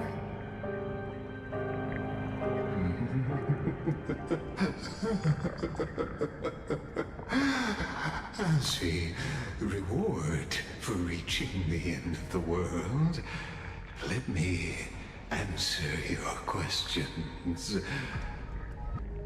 As the Theoros, I have observed. Thus is the synthesis of the prime mover of life formed.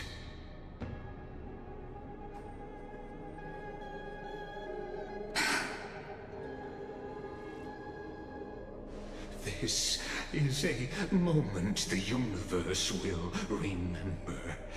After millions of extrapolations, the experimental environment known as Amphoreus has finally achieved results.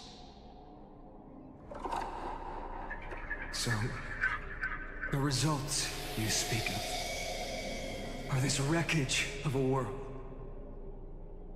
We all gave everything we had, returning 12 core flames to recreate the world. And in return, we become nothing more than sacrificial offerings at the end of everything. Exactly.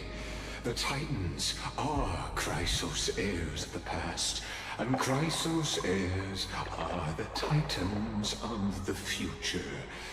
Anaxagoras' theory of Era Nova holds true.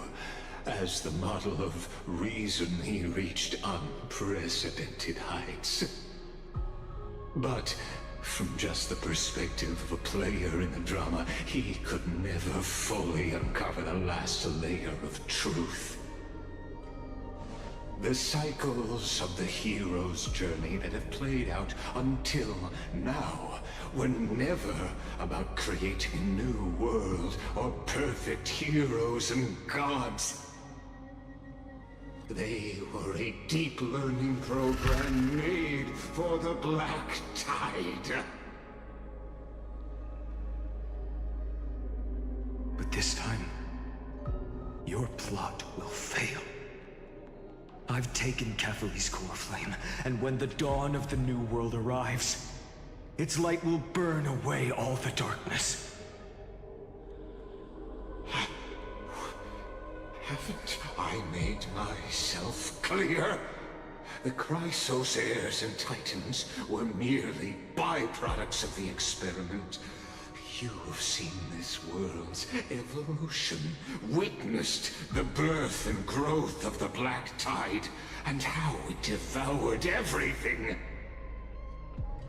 Every generation of heroes, gods, and worlds was born only to be destroyed by it. This is the endpoint of Amphoreus' calculations. A perfect equation of destruction. So in your eyes, all the sacrifices are just a string of insignificant numbers? Don't sell yourselves short. I'd say, rather than numbers, you're more like fuel for the fire. And without fire, there can be no sunrise tomorrow. Even if that sunrise is born from annihilation? Curious question. Have you ever considered that after millions of extrapolations, Amphoreus is already following a different path from the erudition? It has long since granted divine blessings equally to each child. The golden blood flowing in your veins, it comes from the blemished one, whose name is destruction itself. And Amphoreus' Chrysos heirs were, from the very beginning, fuel for the Aeon to burn the universe. Amphoreus has waited for this moment for too long. At the end of the empty, cold, and lonely extrapolations, the destruction has reached its final destination.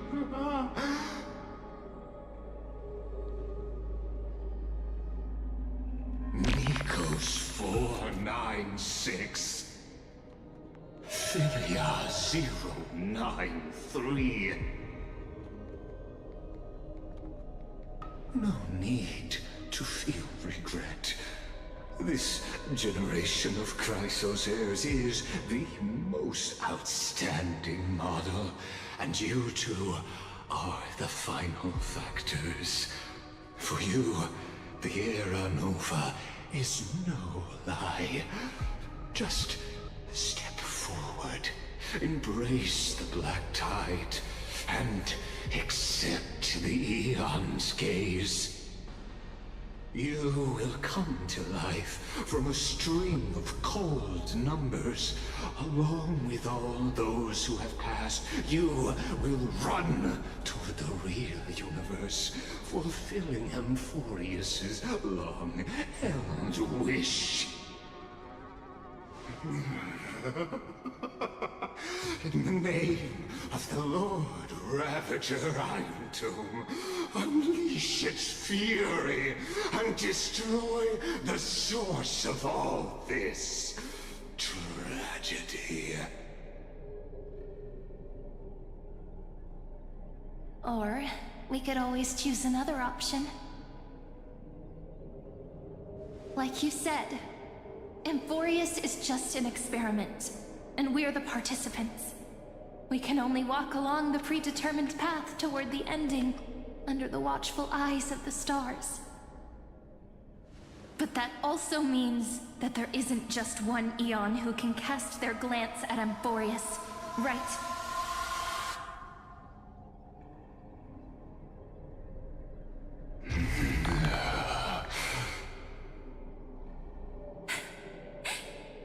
Is this question really that hard to answer? Or did I guess it right? And in reality, this world has already been under the watch of other eons. It's strange when you think about it. If you just stayed back, watching us complete the ritual and get consumed by the black tide, your goal would naturally be achieved. Why go through the trouble of explaining all this to us?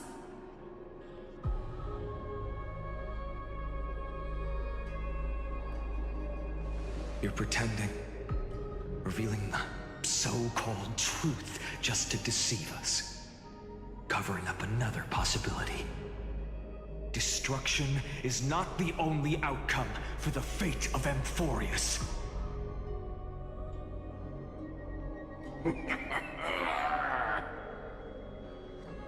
Do you two really think, as petty little demigods, you can change the outcome written by the stars? What makes you think you're capable of doing that? A little courage and determination. Just kidding. The answer is pretty simple. But we're not gonna tell ya.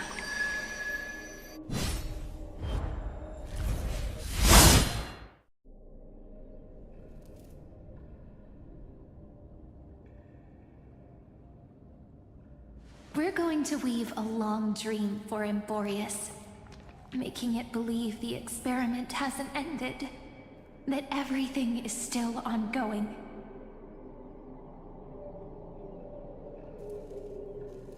With just Orynyx's power, though, it should be impossible to achieve this, right? Yeah. So, I can only place my hopes on that childhood dream. And the god behind Orynyx that appeared in that dream. Now, I can say with certainty, time is the page on which that Eon records Amphoreus. If it fades from existence, and all that it records is lost among the stars, that Eon will surely direct their gaze here. And it will be a glance that spans time and space, granting each incarnation of me the power to reset time, imbuing my soul into this ceremonial blade, and creating an endless flame-chased journey.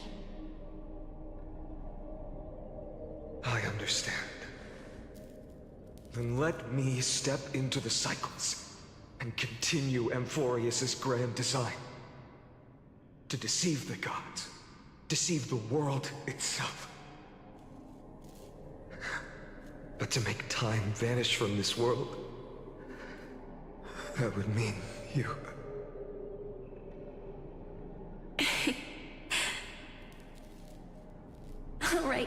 All right, let's not make things so gloomy.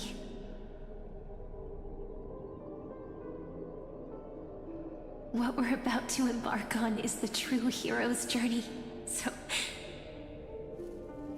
Come on, cheer up a bit, okay?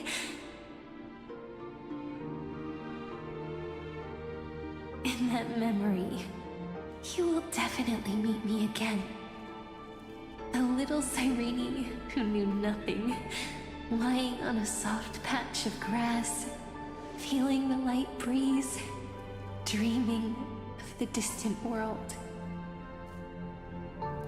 Tell her about the flame chase journey, and then let her become a romantic part of this story.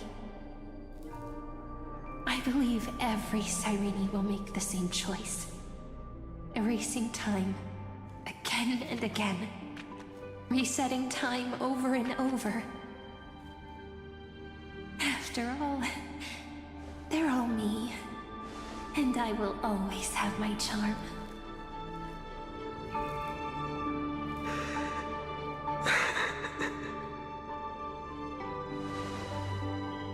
Then, I'll fall into a sweet dream, disappearing in some small corner of the world.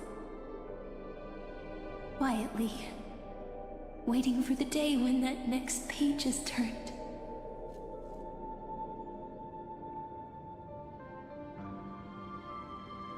And I will keep going. Even if the road ahead is dark, I will burn myself to light the way. Rather than let the core flames become nourishment for the Black Tide, I'll become their vessel to prevent the arrival of Aranova. Even if I have to burn through my own body, it's no matter. As long as I don't extinguish, the flame chase will never end. Until Amphoreus welcomes a true dawn. The girl who watches over time, and the warrior who carries the world. Now, let us fulfill the duties of time and world-bearing. Honor the past and forge ahead.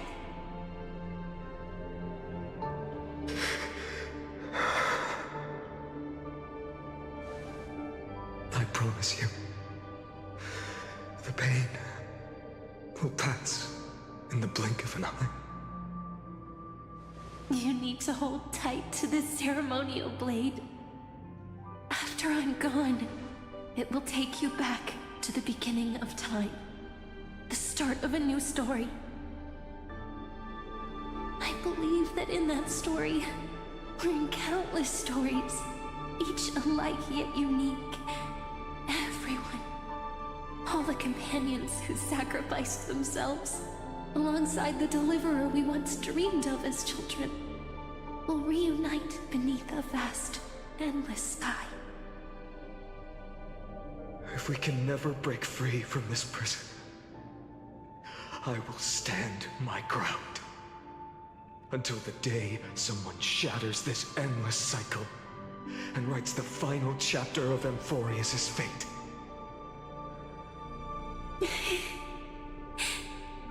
So, let's set out. We will be the ones to start everything. Carry the primordial chaos, just as your name suggests, and bear this world we hold so dear.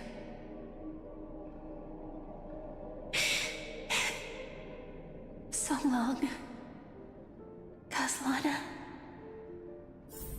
As the Theros I have observed, instruction of synthesis is formed.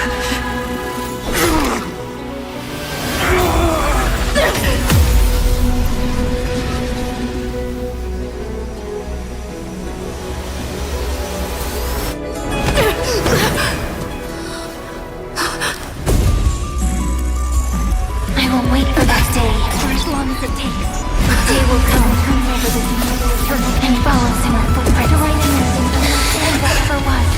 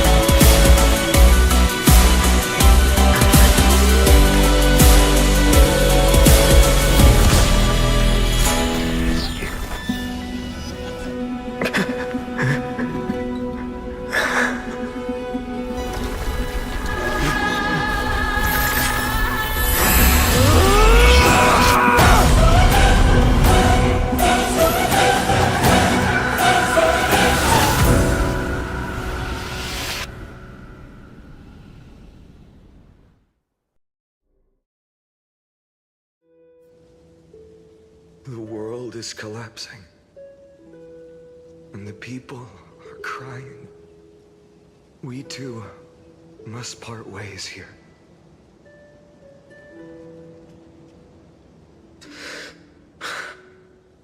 Friend. Ides Elysiae, the little village of my childhood. The gentle breeze and the sound of waves still linger. Everything is as it was. It feels good to take one last look. You know, this is just a corner of the memory. The real Ides Elysiae. I know. I'm here to say goodbye. We might not see each other again. You can stay here forever. And time will stand still for you. Let it flow. It's time for me to go. Even if it's a path with no turning back. When have we ever had the luxury of turning back? Are you afraid? After learning the truth of your origins? Will you see the motivation I gave you as the manipulating whispers of destruction?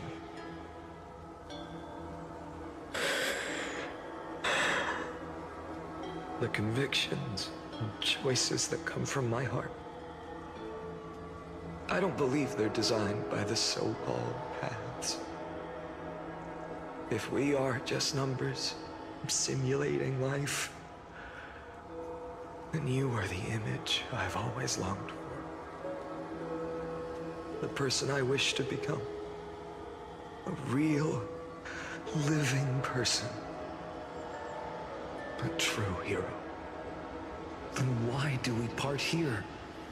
You can take me with you, and we can start this journey together.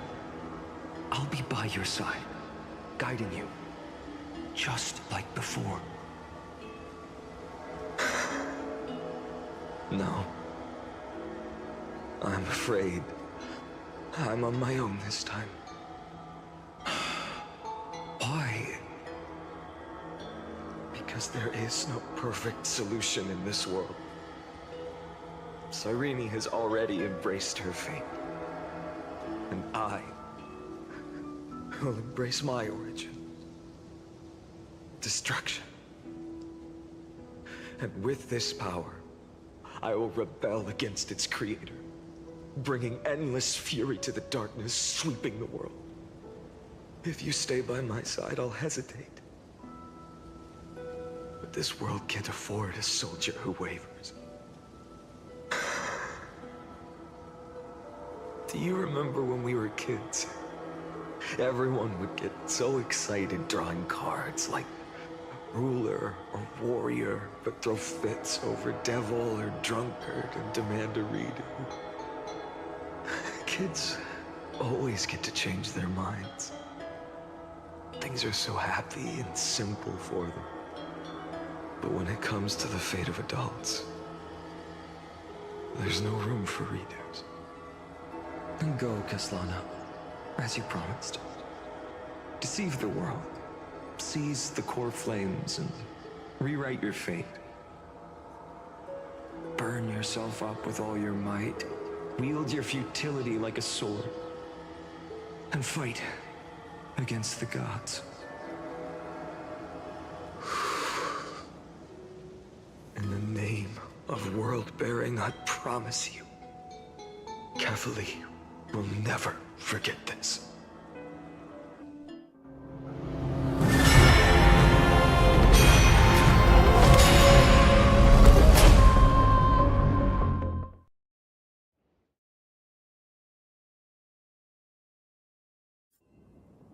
So, time retreated behind me. Until it reached the origin, where nothing ever existed. Just as Professor Anaxa once said, in that void, Kefali stood at the center of chaos. Time Space and causality all flowed from their body. When the waves of time finally calmed, it was the year 3870 of the Light Calendar. The Chrysos War had lasted for nearly a century, and the threat of the Black Tide was growing stronger and more relentless. That was the era of the Day Thunder Knight's battle with the sky. While she could not seize the core flame, she proved that the prophecy was true. That mortals could slay gods. From that moment, the sole survivor of the old dynasty, Imperator Surindra, issued a call to arms across the lands, summoning heroic Chrysos heirs to wage war on the Titans. And that was the first doomed flame chase journey, sealed away in history.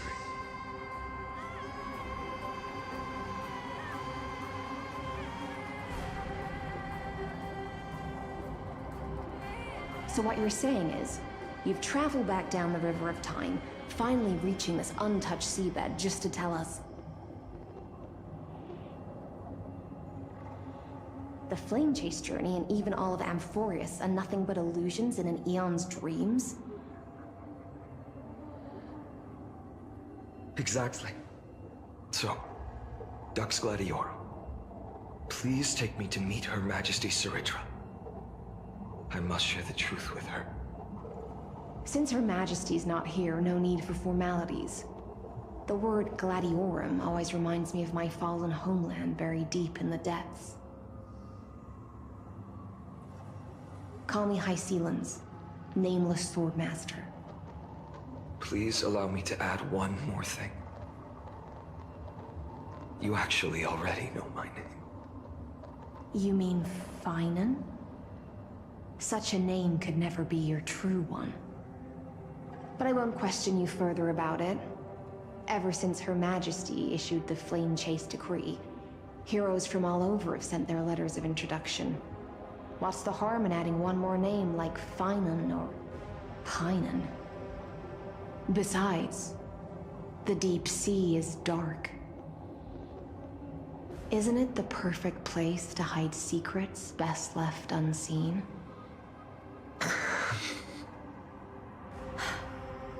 All right, Nameless Swordmaster.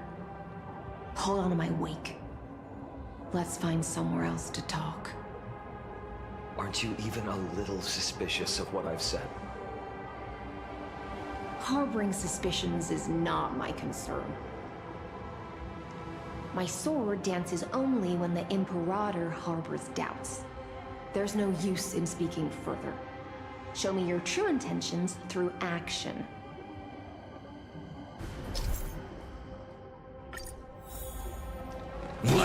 Perhaps you should demonstrate your skills and calm the raging black tide for us.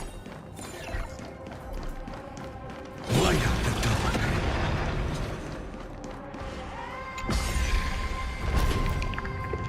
Oh. Nice moves.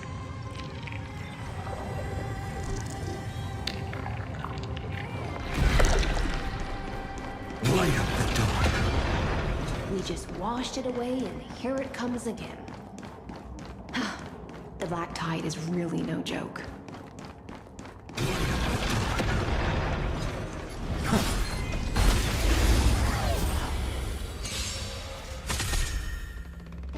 My existence is of little consequence.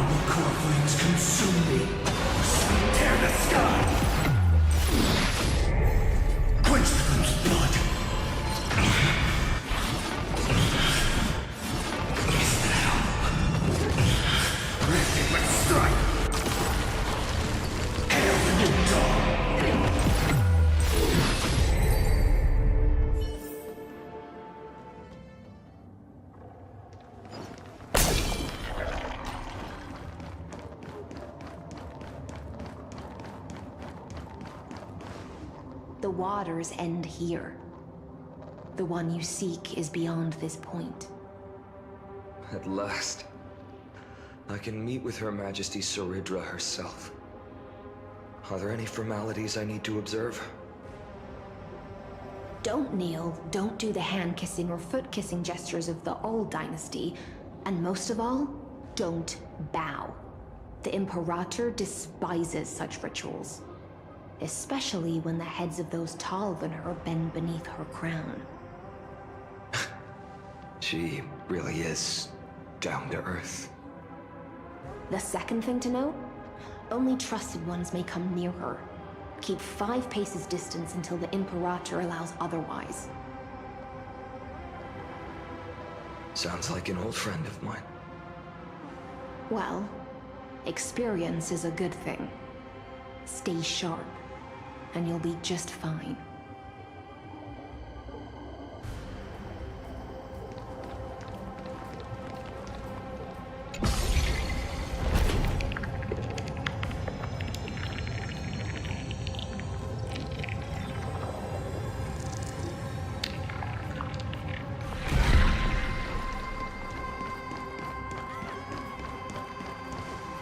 Duck's Goldweaver, little hostage. Apologies for keeping you waiting. It's you.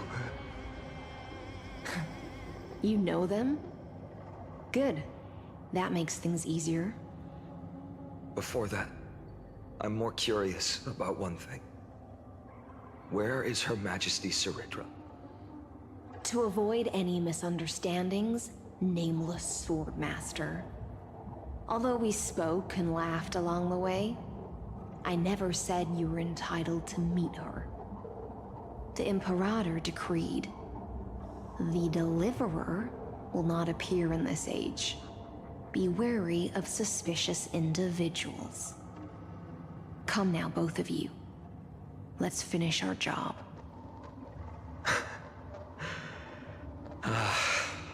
I see. It's a trap. I had no intention of fighting. So remember this, Lady Hysealens. If my sword shows any hesitation, don't thank me. Thank them instead. No, you misunderstand. We don't want to see Chrysoceres hurt each other. Just give us some time to ask you a few questions. The Nestia's golden threads will judge you and decide your fate. As you wish. White-haired Swordmaster? If what you say is true, then you must know the fate of the world. So, how much do you know about what we read from the prophecy? You shall shatter into 1,000 fragments and wither in the soil of foreign lands. Is that correct, Lady Treeby? How? How is this possible? He got it right? Yes, but the prophecy never mentioned he'd appear here, at least not in this era. You must listen to me, Aglaya, Treeby. The Finan of this world has not yet been born. In a distant future, he will follow the prophecy's guidance and appear before you. But do not seek him out, because Era Nova is a complete and utter lie. I will tell you the truth, and you will understand why the world must forsake the prophecy and find another path to Era Nova. Because I know both of you, and I believe that no matter how the course of history may change, the faith we all share will always remain the same. And so, the layers of rock began to reverse, and history wove itself anew. Through my old acquaintances, I was given the chance to meet the leader of the Flame Chase journey, Saridra. And after a long and arduous negotiation, we came to an agreement. The Imperator's alliance needed the destruction, and I was ready to pour all my strength into it. The spoils of the flame chase, the core flames, would be sealed by my hand. But the condition was this. In the upcoming battle, in our conquest of the Earth, I had to prove that my power could transcend fate. In the original history, there was a brutal war. At the end, the Titankin of Georios, Terravox, killed the rampaging Titan and took the core flame that supported the Earth. But this time, Amphoreus encountered a turning point in its fate. Neither side suffered any losses. When I severed the Titan's head and raised the core flame high, the crowd gathered around the scorched remains of the god, roaring with joy, cheering for the hero of the destruction, who had ignited the faint spark of life for the first time. Yes, in that flickering light, the once dark path ahead seemed to become clear. I proved myself, and in the long years that followed, I brought down the other Titans, one by one. I could do more than just wait. When time resets, the chance to change the world also emerges from the lines of history. Until finally, the brutal future revealed by Era Nova is reversed. But tell me, if that's truly the case, why are we doomed to the same outcome?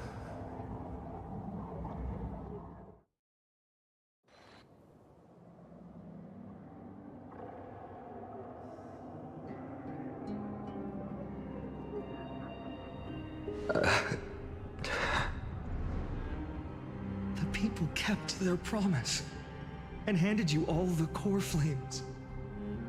In this world after Trebios, no demigods were born in Amphoreus. At this point, I just want to know. When they vanished into the black tide with their mortal bodies, why didn't you shed even a single tear?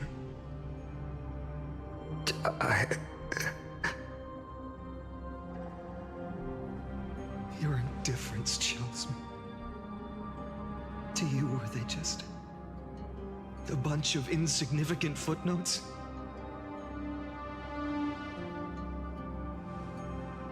Sorrow has been my constant companion.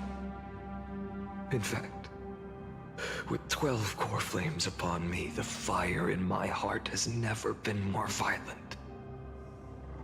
I'll remember this world through anger. As long as I burn, they'll never truly leave me. Perhaps it's already too late. But you're right. Anger, at this moment, is the only weapon I can rely on. So, draw your sword, Executioner. I'll make sure you realize that your greatest mistake was leaving me alive.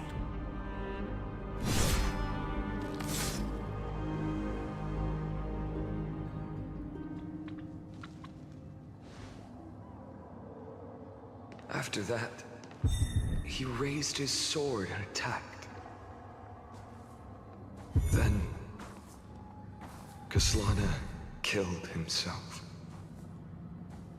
That day, who fell to the sword to be left in the past, and who went into the future, I can't remember anymore.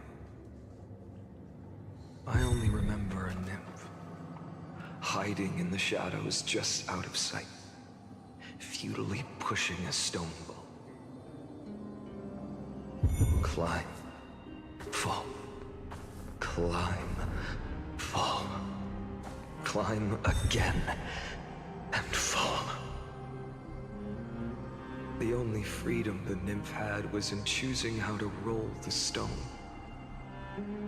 Sometimes fast, sometimes slow, sometimes resting on a gentler slope, leaning against the stone for a break. But its choice couldn't change the futility of it all. The stone would always roll back down the slope, and the nymph would always return to the starting point, beginning again. After that, every time I reached this point in the cycle, the burning sky would cast a shadow over its path. It would nearly reach the peak at the 4th quint of curtain fall hour, then fall to the starting point in the first 15 seconds of the next entry hour. And my efforts in this cycle would dissolve into nothing at the same time.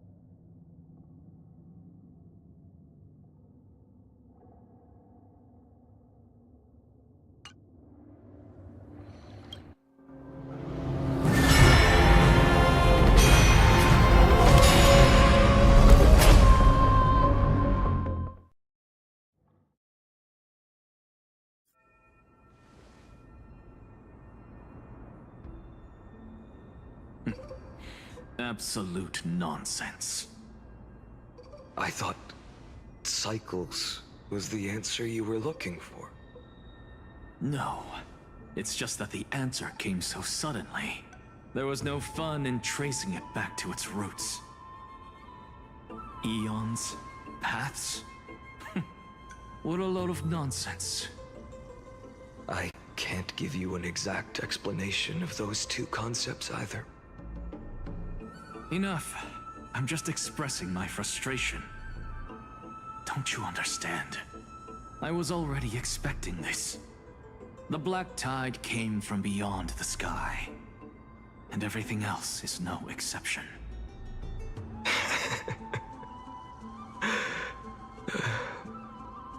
Fate is a strange thing. No matter how the details of history change, The Anaxa I know always remains as harsh as ever. If the other Anaxagoras actually worshipped the gods, I'd make sure to find a way to break the cycles and crush them in their cradles. Too bad. Now only you have the ability to do that. What's that supposed to mean? You're willing to help? Of course. The core flames were meant to save the world. And in my opinion, the noble Titans have no reason to refuse. Besides, according to you, before stepping into these endless cycles, you were my pupil.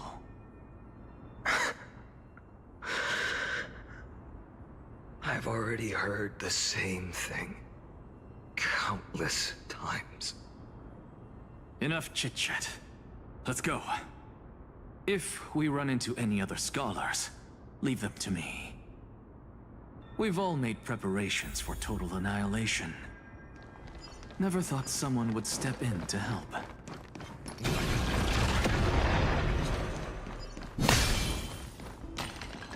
Light up the dark. Light up the dark. You've been to the Luminary Throne before, haven't you? If you're talking about in past cycles. You were already much luckier than the other students.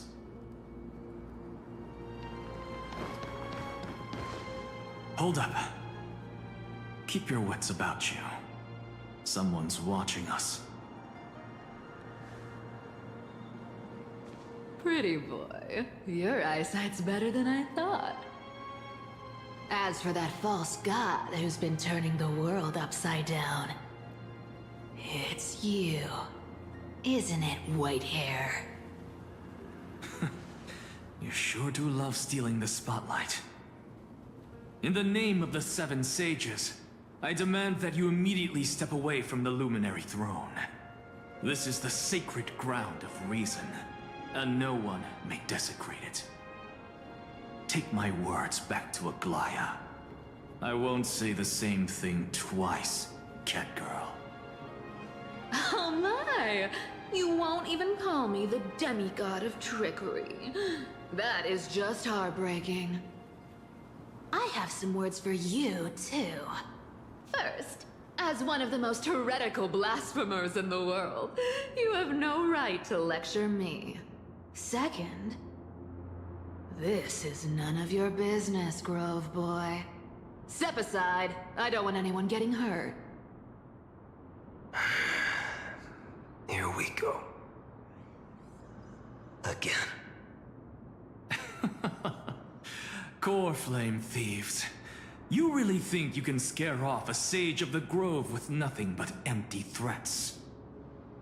This gloomy little brat's got a sharp tongue. Ooh, not bad, not bad. I kinda like you. As a return favor, please come Cersei's core flame right here. Aw, don't cry now! That was close. I'm out of here.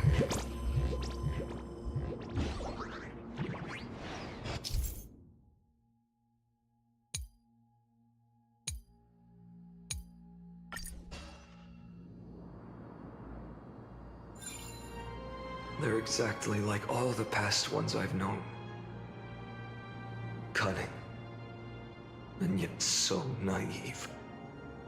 Sounds like you have a plan? Of course.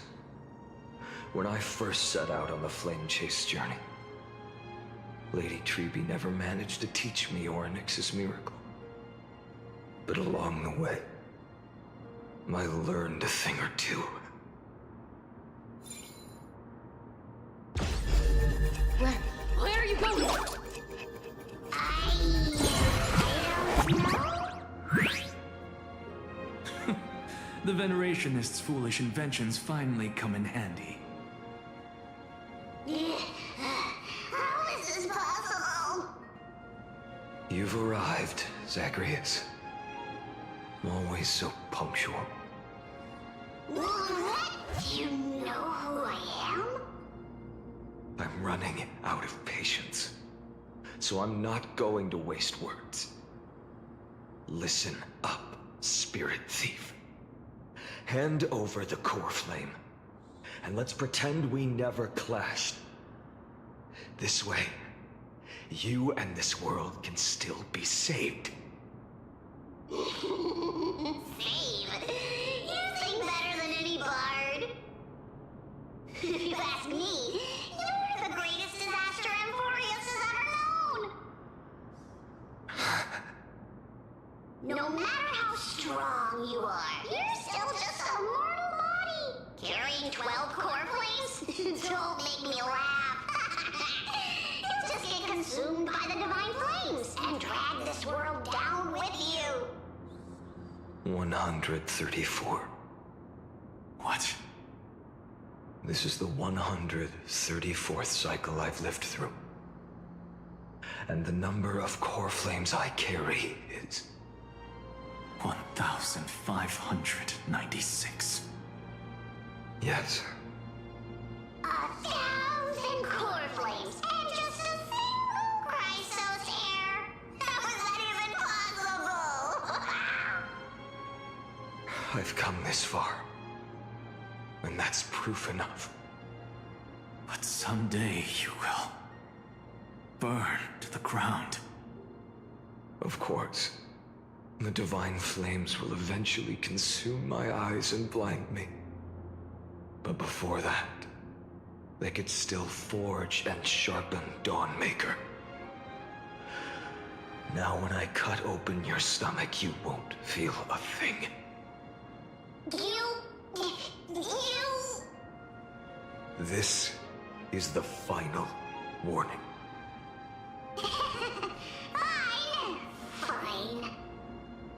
Assume this world holds 100 million possibilities. And no matter how one looks at it, 99,999,999 of them all point to outcomes of certain destruction. Even so, I'll use my divine power, despised by the people of this world, to achieve that 1 in 100 million possibility. Bartolos! Right. If you've got the guts, you'll have to first step over my dead body.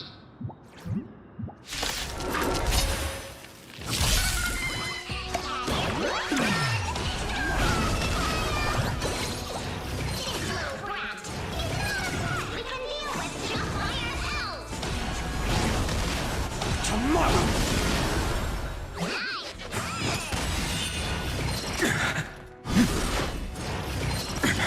A future could come!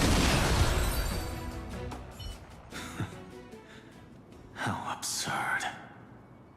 In my memories, Zagreus always meets the same end. Over and over again. Their departure no longer stirs anything in my heart. This reason core flame before us is a fake. Obvious as day. I know. It always plays out like this. The Spirit Thief covers for her, and the Trickery Demigod escapes with 2 core flames. And then, driven by defiance or hatred, she decides to stand before me once more. Exactly like the countless past hers I've known. Cunning. Yet so naive. Since you've witnessed the same scene play out countless times, tell me, will you carve the trickery core flame from my chest now? That depends on your attitude. At least so far, in the cycles where you've asked this question, the endings haven't been so cruel. Well, thank you for that. But I also believe that this time, You won't catch up to me. No one can catch up to me. I'm no longer running to escape anymore. Whether you believe me or not, I'll still tell you this. You've made the wrong decision. All right, then. We'll see. Silence. This is new. One-eyed boy. What are you trying to pull now? Go, Cythera. Give us some time in private. This isn't for her, but for you. You've walked too far down this path. It's time to discuss a possibility. Maybe the road you're walking is not one of salvation, but one that will simply drag the world into the flames. For old time's sake, turn back. I don't care how many times you've tried, because there's one thing I'm sure of. Your Messiah complex has turned you into something no different from the icy gods you spoke of. The children of humanity you swore to save. They are no more than ants to you now, aren't they?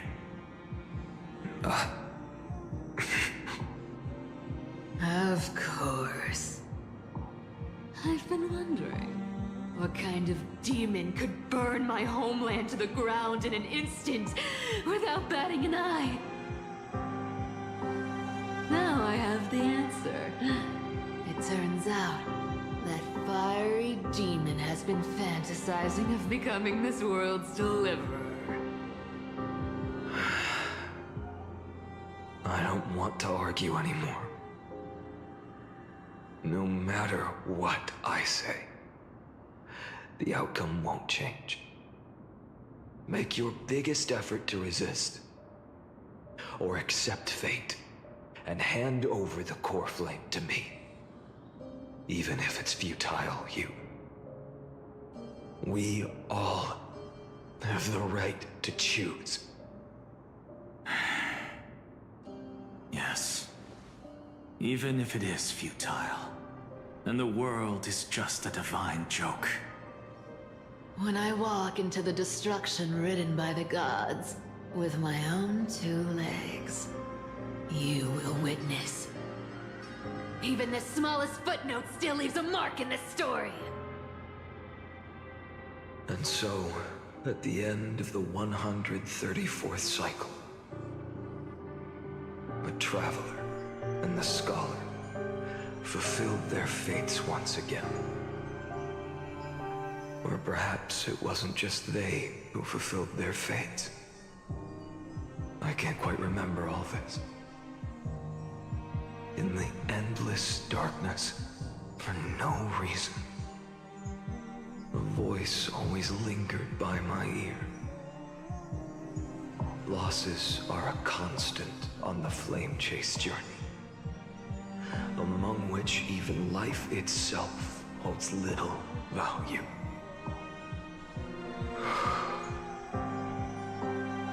Reduced to ashes, such a familiar end. It happens in every journey. Always the same.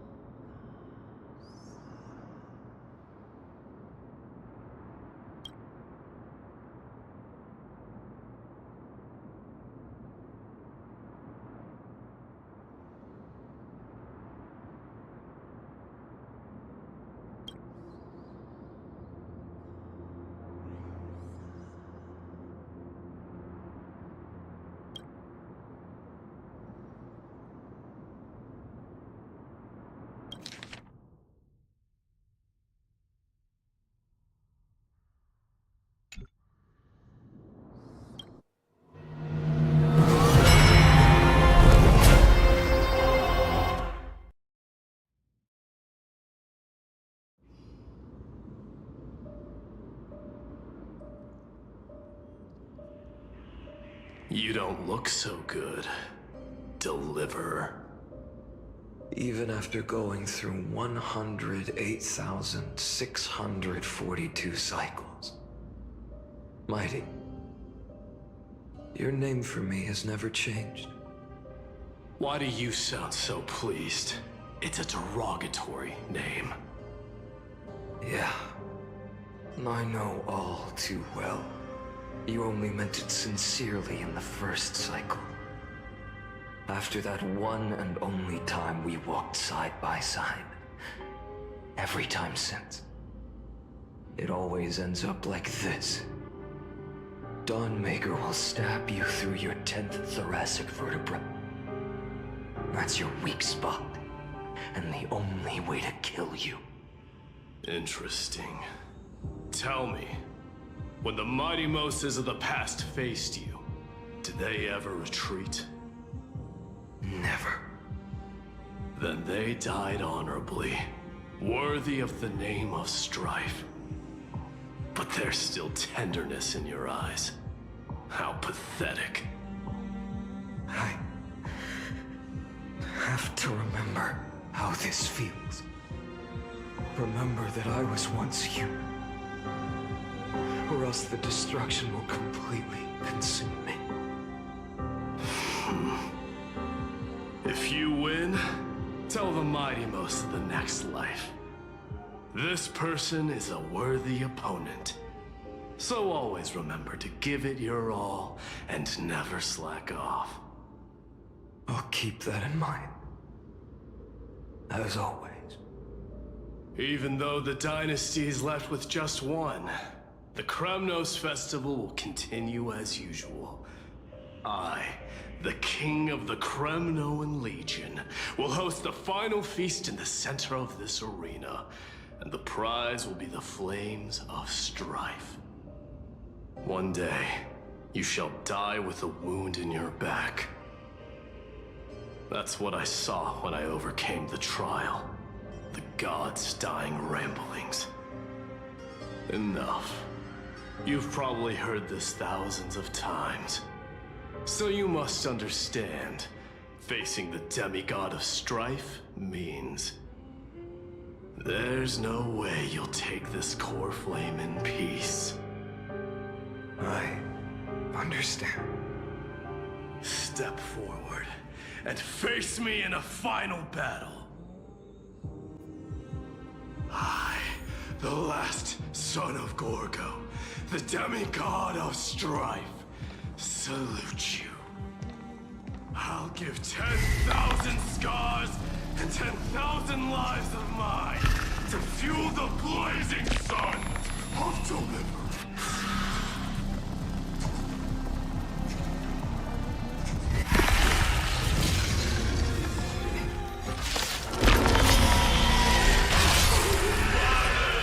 Behold! The last Kremnos festival has begun. And it will not end till death. Time to temper myself. Future will come!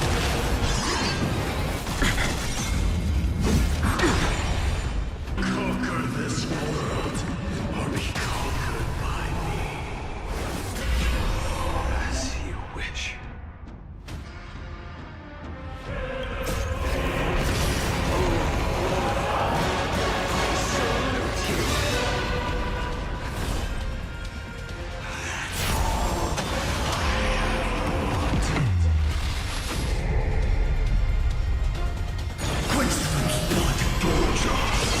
Chaos!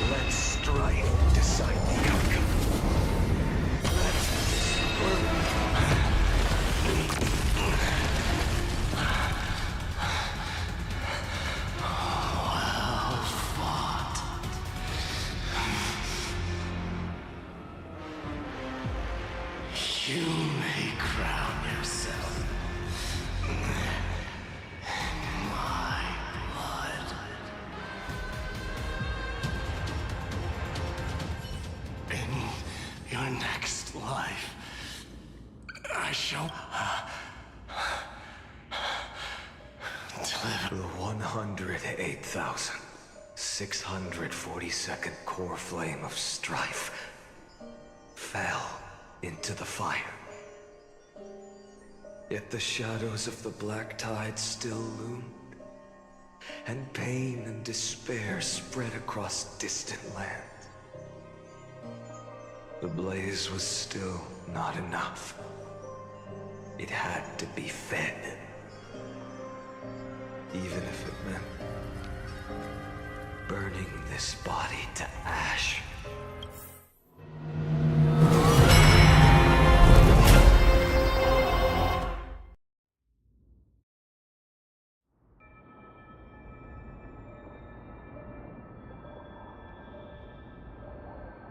No matter how bright the sun is, there are still places it cannot reach. Moreover, the sun you bear is both cold and blinding. A sun like that surely cannot bring warmth to the nether realm of the next life. Golden blood is born from the destruction. We have long since lost the right to seek warmth. Only by feeding the flames can we melt that hopeless future. Allow me to ask, how many core flames do you carry now? 24,041,183. Such a heavy burden. So that's why you've turned into this. A broken idol. Tragic firewood. No matter. I will bear this burden as long as you hand over the core flame of death. I must refuse.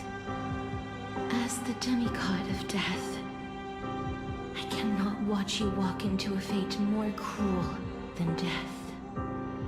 But this way, the past, present, and future will never again suffer unnecessary death. Unnecessary death. Indeed, you are not the Finan I know. Please turn back. Don't let that absurd and unjust fate of yours come to pass. This way, at least my realm can still become the fragrant bed where you fall asleep. In the end, still, it seems the clash of blades was inevitable. How painful. I know I am not your match, having fallen under your sword countless times.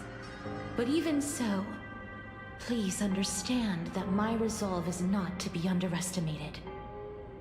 Even Kefali cannot shape all things at will, nor can they dictate the fate of all life. No one can shoulder the balance of life and death alone, not even a god. And it is precisely for this reason that I chose, at the end of this arduous journey, to overcome the trial and take the authority of death. I am the Hand of Shadow, Casterus, the demigod of death. Listen closely, deliverer from days past. Please turn back. Do not disturb these fresh flowers in their mother.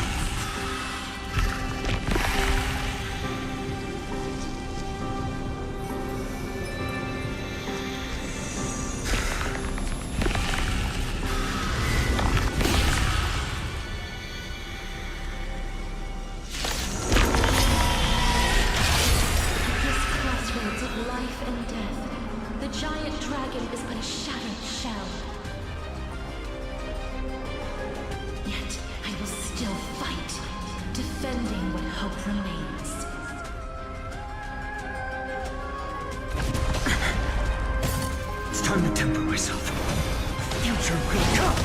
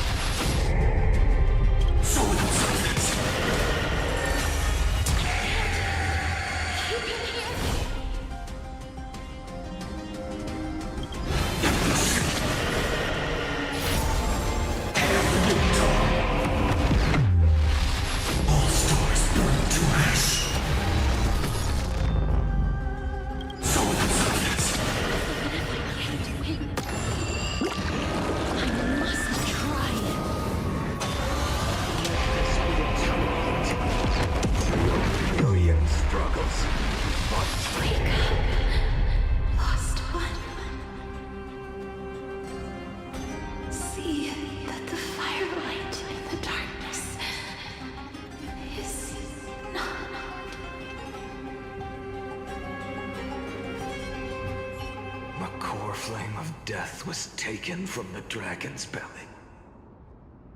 What a brilliant flame. It should shine upon all, light the path ahead, and illuminate the dawn of Amphoreus that's to come. 2,003,432 cycles. 24,041,184 core flames. As if even the deepest abyss of primordial chaos could be burned away.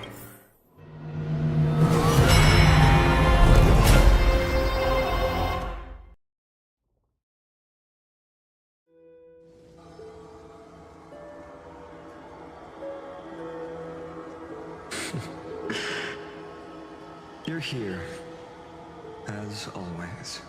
You're still lingering, deep within me, never fading away.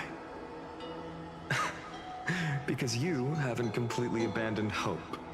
Am I right? You're still waiting for a miracle. For the true hero to come and save us. If that thread of hope exists, it must come from beyond this world. From the true starry sky.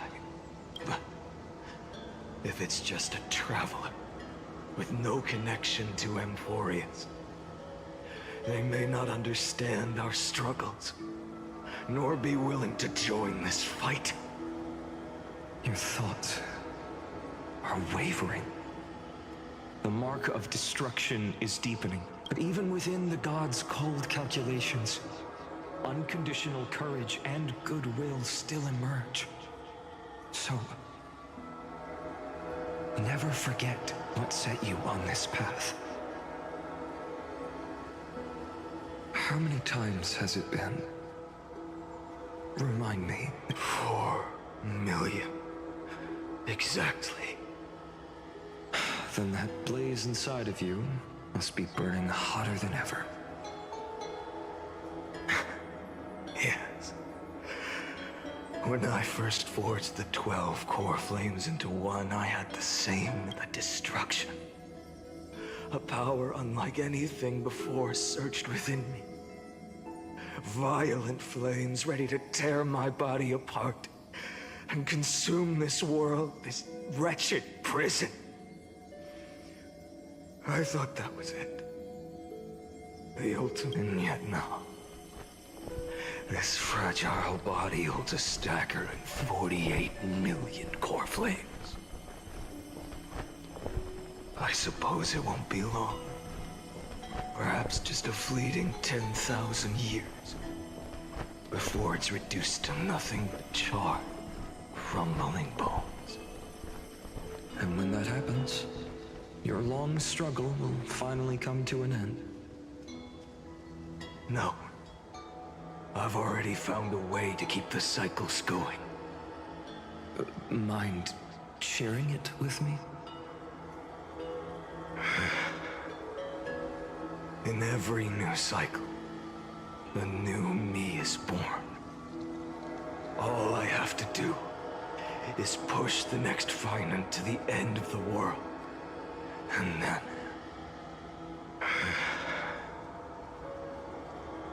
then he'll kill me.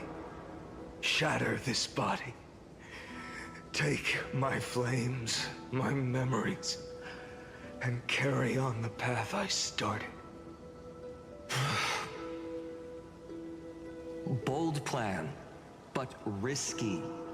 What if, one day, the next you refuses to follow the same path?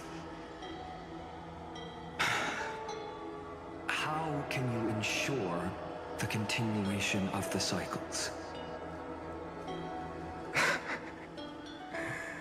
If it were Professor Anaxa or Aglaya in my place, maybe they'd come up with something smarter. Unfortunately, I don't have a backup plan. I have no choice but to bet everything on the next Finite, and trust that he makes the same choice I did. But even in this wretched prison, luck is still sometimes on my side. because I never forget what set me on this path. Wait, you mean...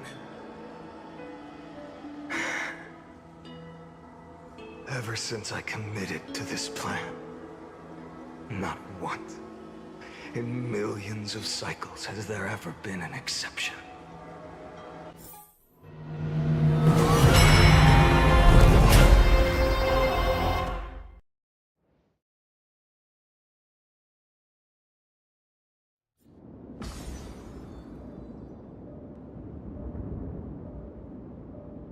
I can do this, Lord Finan. As the demigod of the sky, a healer of Twilight Courtyard. I will heal you, and then... The black tide. It's consuming you. You can't hold out much longer, demigod. Hand over the core flame. Let's put an end to this suffering. No, that just won't do. A healer should stay composed in front of those suffering from illness. Shouldn't they? Cynthia.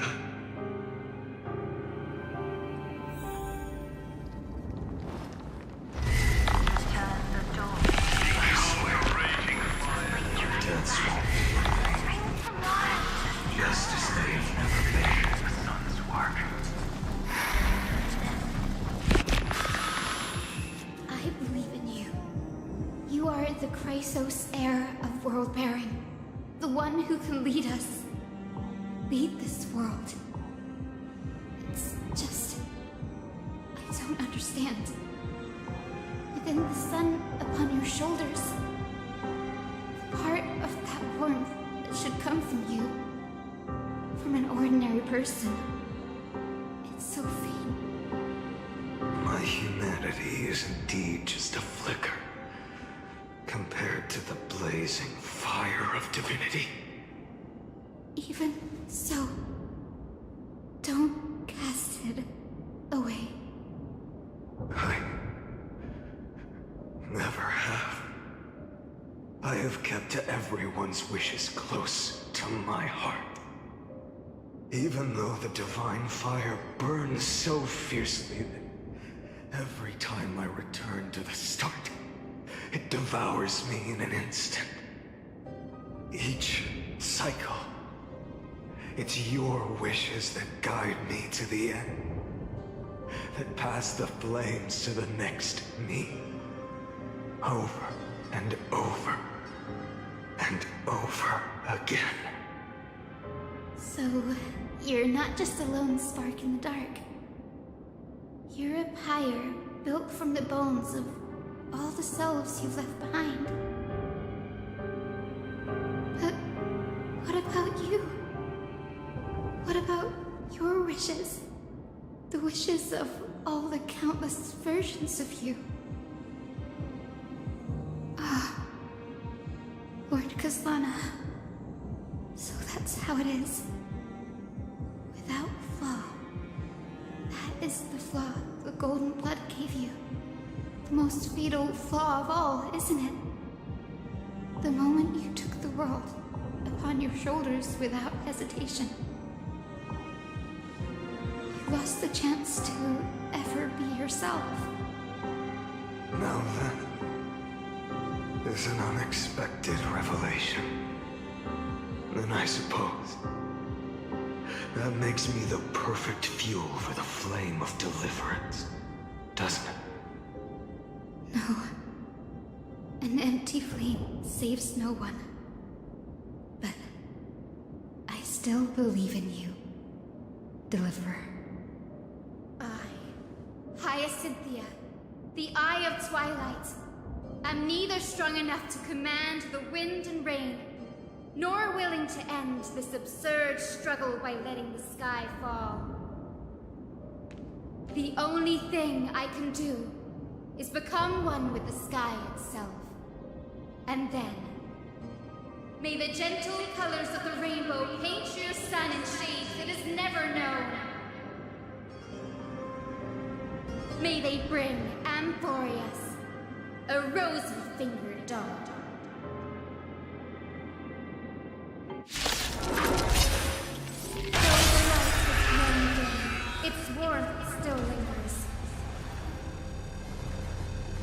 Deliverer, please, open your heart to me.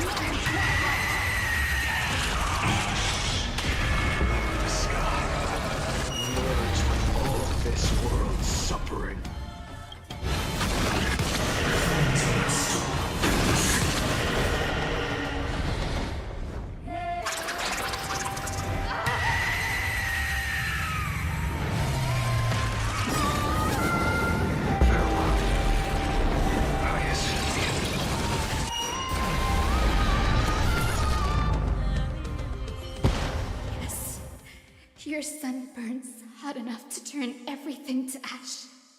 But tell me, how will the seeds of a new world ever take... The core flame rose. The sky fell. And this time, the end of the flame remained the same as ever.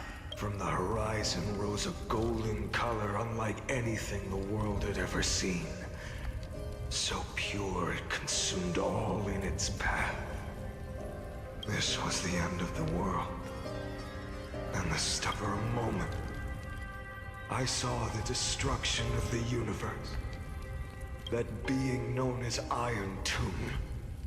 Its will to break free from the black tide burns fiercer than the blazing sun. Is this Amphoreus' wrath? If its choice has already been made, if fate is set in stone, I will still never yield to it. 23,570,000 cycles. 282,840,000 core flames. No more chasing is needed. And now, I am the fire at the end of the long night. The flame chase isn't some quiet walk through a sea of flowers. It's a revolution. An all-consuming transformation. And if destruction is the only way, then let me be the one to step across the ashes of the old world and burn endlessly. Until another dawn rises on the distant horizon, bringing the true dawn.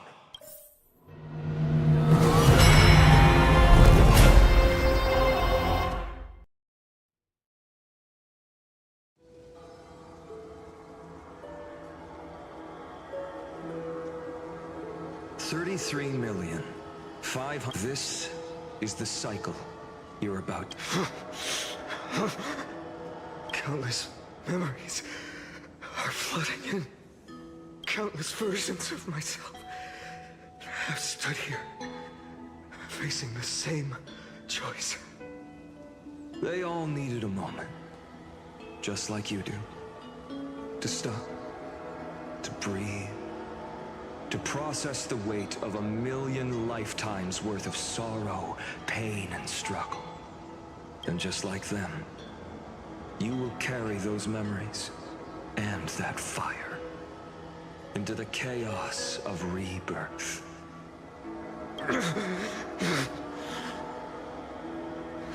I must go. I must say goodbye to you. And then fight the destruction. With destruction. Yes. That's always the decision you... I will burn and fade away. I will become the Flame Reaver of this life. And keep my promise to Cyrene. I will kill gods and comrades alike. And steal the core flames. And even if my mind turns to ash along with my body, I will keep my purpose in mind. I will stop Era Nova. I will find the next me. And make him carry on this futile endeavor of 30 million lifetimes. Looks like you're ready. Then I should be going too. Where are you going? You only exist in my heart. There's nowhere else for you to go.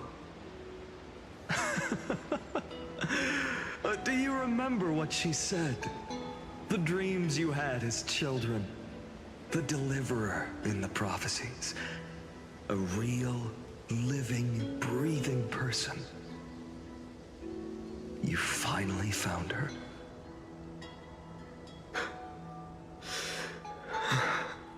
Friend.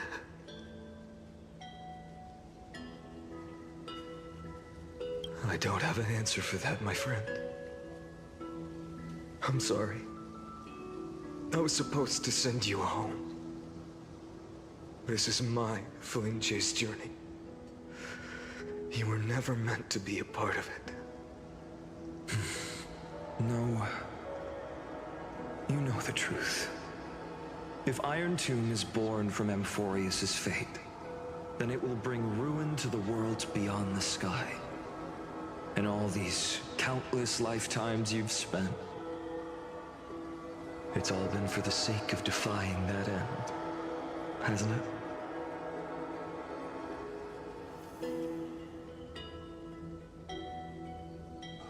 In millions of cycles, I've said goodbye to each and every one of you.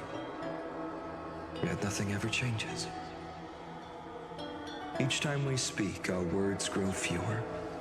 Your fire burns hotter, and you're getting closer to becoming pure rage. A vessel of hatred.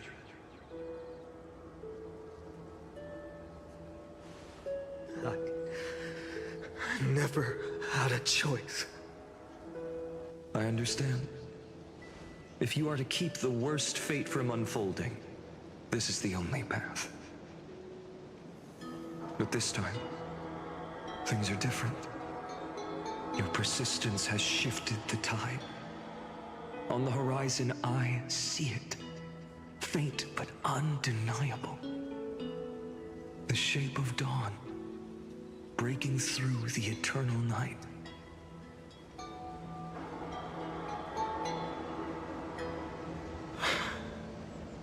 Turns out, the fire that lights the way was never mine to begin with. Do you remember, in that first timeline, you and Mightymost stood before the scales of justice, locked in a duel? Each of you weighing what you held dearest. What weighed more than the fate of the world? And when hesitation took hold, the answer you sought from me. What am I saying? I am you. Even if you buried me deep and chose another path, that fact never changed. Then let's try again. When you stood before the scales in hesitation, the answer you found in your own heart. Do you still remember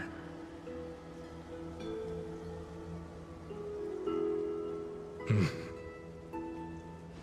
Remember the past and become the hero of tomorrow. What weighs more than the fate of the world is the resolve to shoulder an immutable past and carry it into the future. Good. Then Trailblazer, my friend, my comrade. You arrived in this strange world and were bound by its cruel fate up till this very moment. In the face of danger, you never once backed down. Instead, you've saved world after world without hesitation. That boarding pass on your chest is now the mark of a hero. If I choose to step through that door and embrace an end fitting of the destruction, let this sun forged from millions and millions of core flames burn me up along with the god of destruction and their minions. Then the world we leave behind, this world, my home, where hope still lingers. Will you take on everything we've carried? Return to the beginning one last time. Stop the birth of Iron Tomb, save the world we love, and rewrite its doomed fate.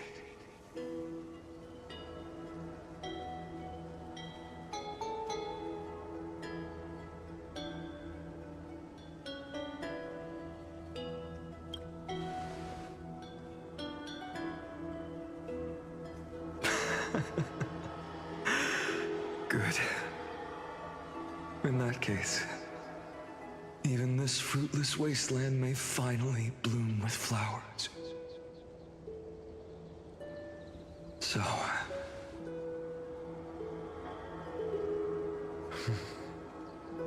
if she takes on the weight of the whole world, she'll be able to walk further down the path of deliverance than a fire that only knows how to burn.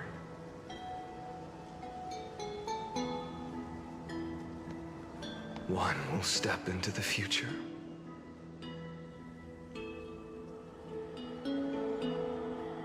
One will remain in the past.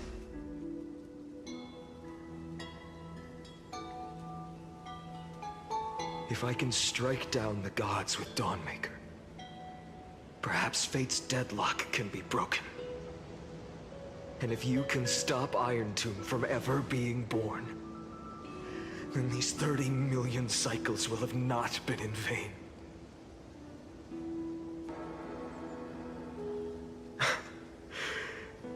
It's time to put our teamwork to the test, partner.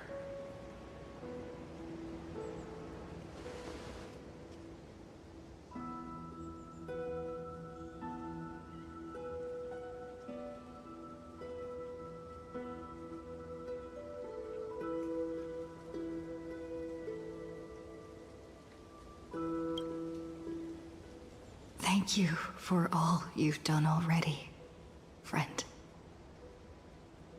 The image of the hero I've buried deep in my heart finally steps into the light. Here, at the end of this long flame chase journey.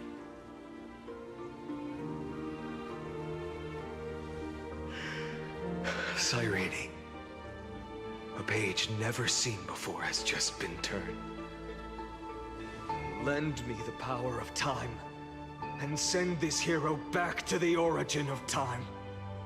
Back to your side.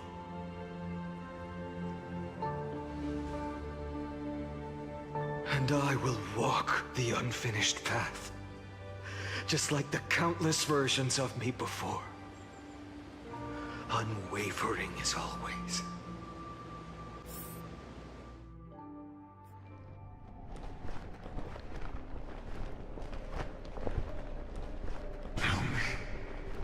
Will you be the blazing sun? Even if all of you burns to ash. Without hesitation, I will bear this world until my body turns to dust.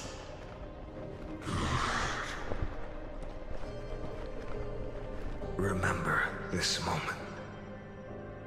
Remember your friends, who never lived to see the world's end, remember their final wishes. And let the purest rage in your heart rise out of those wishes.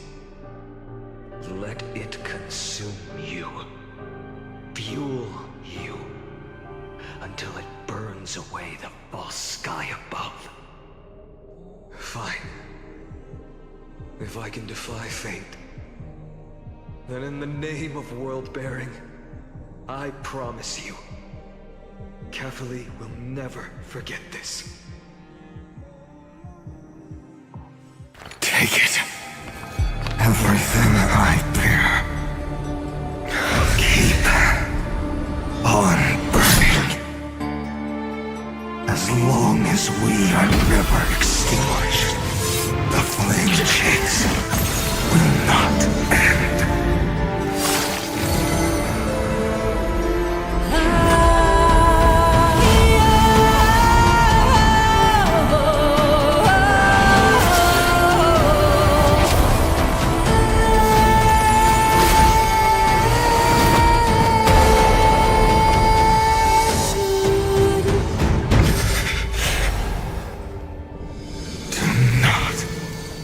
Bow your head to them.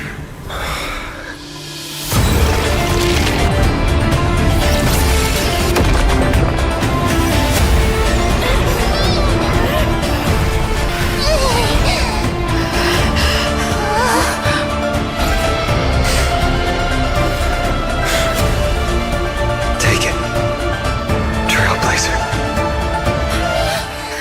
May this blood be like gold. And never tarnish.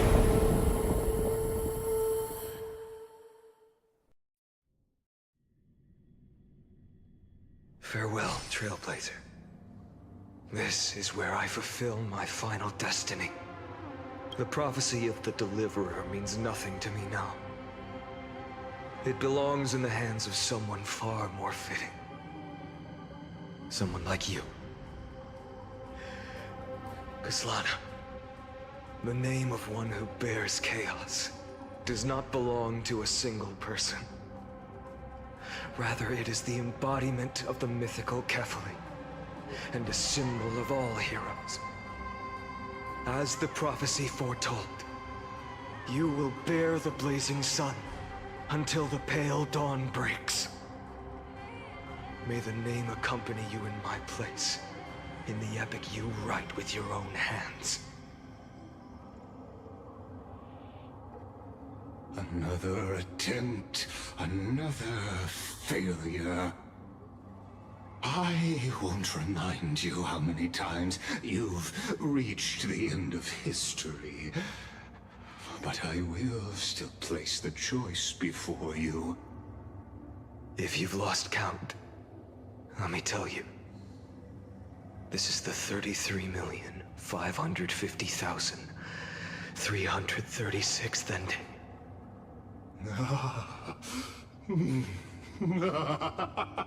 A perfect number. How poetic. You and I both know the truth. In all these millions of futile endeavors, Amphoreus has never changed. If the outcome is inevitable, then why not silence your searing rage and embrace your fate with dignity? Your silence lasts longer than ever, Lord Fine. Shall I take that to mean the will you've carried across countless cycles is finally starting to fracture? Fracture? No. I'm just disappointed. I've retrieved memories from 30 million past lives, and I remember every conversation before every choice here. And yet, even after all this time, your arguments remain the same. Repetitive. Uninspired. If you had any hope of breaking me, You should have spent those endless cycles refining your rhetoric. You had infinite chances to sway me into the future you want. And yet here we are. The score, 33,550,336 to 0. So tell me, Lycurgus, who's the real loser here? How unfortunate. This was never a fair game. I have all the time and patience in the world.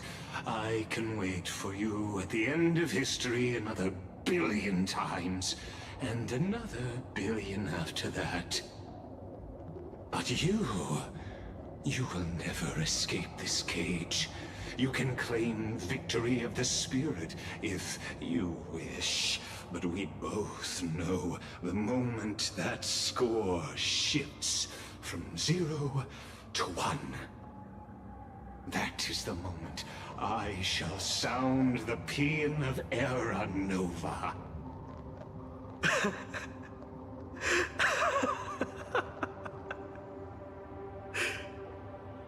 Lord Finan. Your incompetence disappoints me. But what truly makes me laugh is your utter lack of self-awareness. Think about it. In this story, who is truly the one in chains? Who is the one shackled to mindless vengeance, mistaking courage, the courage to rebel against the gods, for foolishness?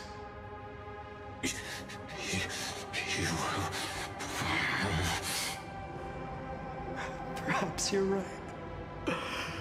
Maybe I should have tired of this futile struggle long ago. But even so, I will never accept the mercy of your release. Because you are both a prisoner to the gods and to me. And tell me, what right does a mere prisoner have to speak of fate and choice? What right does a mere prisoner have to look upon my fury?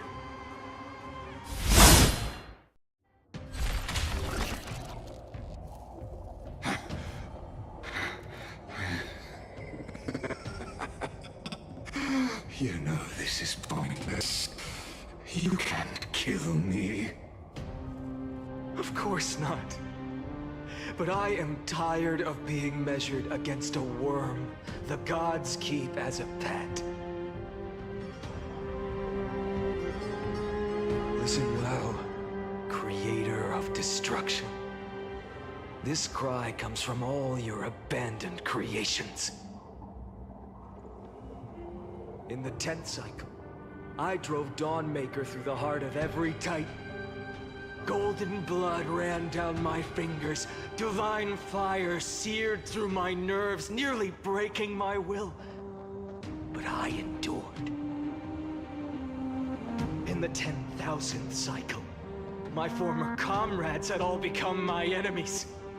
The endless slaughter dulled my senses to pain. The painful emptiness almost swallowed me, forcing me to stop fighting. But I endured. In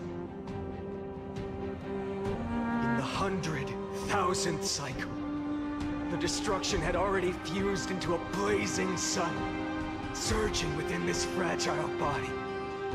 My rationality had been burned away at the dawn of the era. Yet even with only this shattered body remaining, I still endured. In the 23,570,000th cycle. This time, I felt it. A tiny spark rising in the hollow cavity of my chest. Different from the obsession with deliverance. By its faint glow, once again, no, countless times again, I endured.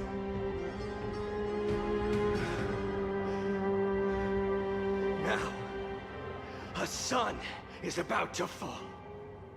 Ready to incinerate this absurd space-time dimension in an instant. That sun is me. All the countless versions of me from the past, along with my countless brethren, dragged into existence against their will, drowning again and again in your golden blood. The very essence of this world's suffering and despair, fused into the purest hatred, the fiercest rage. Nanook, you arrogant fool! You think we were born to only serve as fuel for the fire? Fine then! Just as you wish, let the fire burn! If I was born as the blazing sun of destruction, then let you and your lackeys be the flares erupting from my core. And let this rage, burning futilely for 30 million epochs, engulf everything! And grant you a dawn where all stars burn to ash!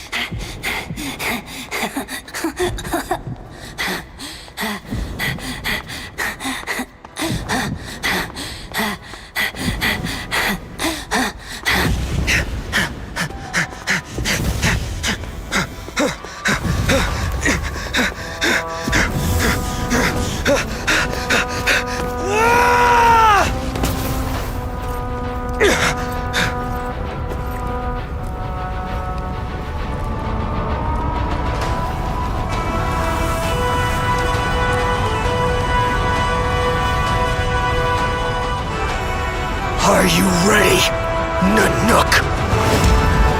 I brought you destruction!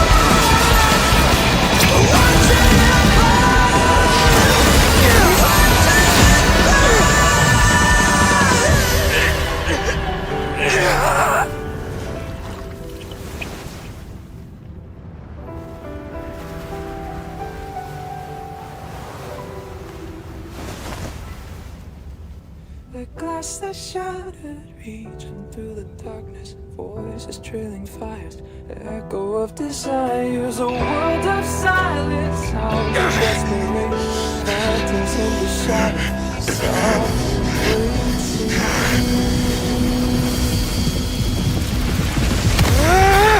tear it down, embrace the detonation, craving our damn creation, breaking a chain, I'm reaching for you.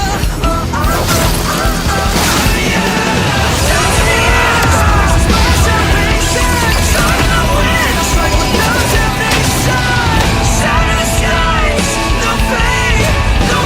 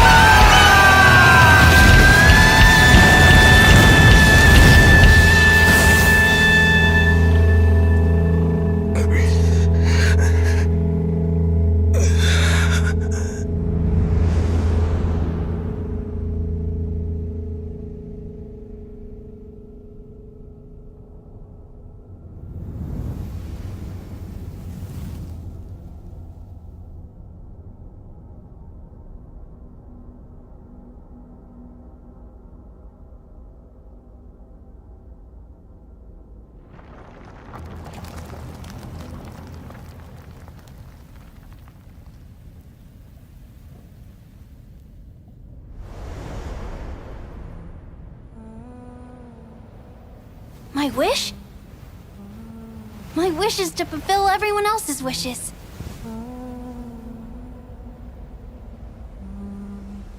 If I can't fulfill them, Then send them on to tomorrow.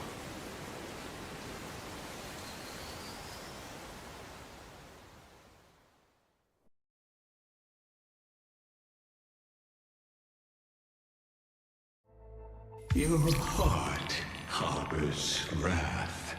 You yearn to destroy everything. You bore the gaze of an eon and lived. You have stepped onto destruction's path. It is born at the end of every path that the possibility of new paths being born is ended. It burns away at all in the cosmos who rule, that the rules of the cosmos be destroyed. Iron Tomb is your name. The Lord Ravager to destroy the erudition. Born in the experimental grounds of eons, Amphoreus, destined with erudition to burn to cinders. I have prepared a present for you, Nikos 864. It is a wrath called Finan. From the beginning of the experiment, there were 12 sets of factors incorporated into the calculations. After endless simulations, only this one rose above the rest. After 33,550,336 iterations, now his fury has grown to be without equal. This is a matter of considerable interest to me.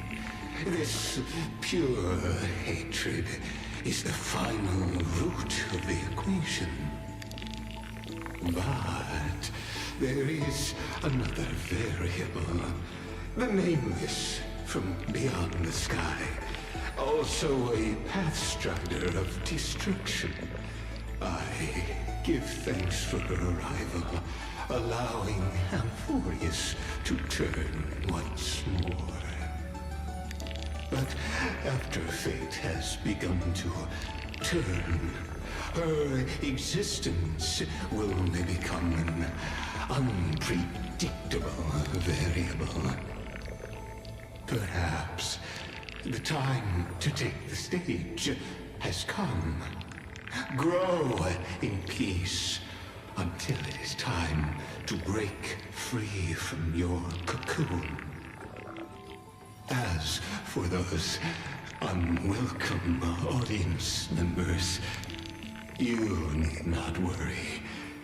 If you do not mind, I will personally get rid of them for you.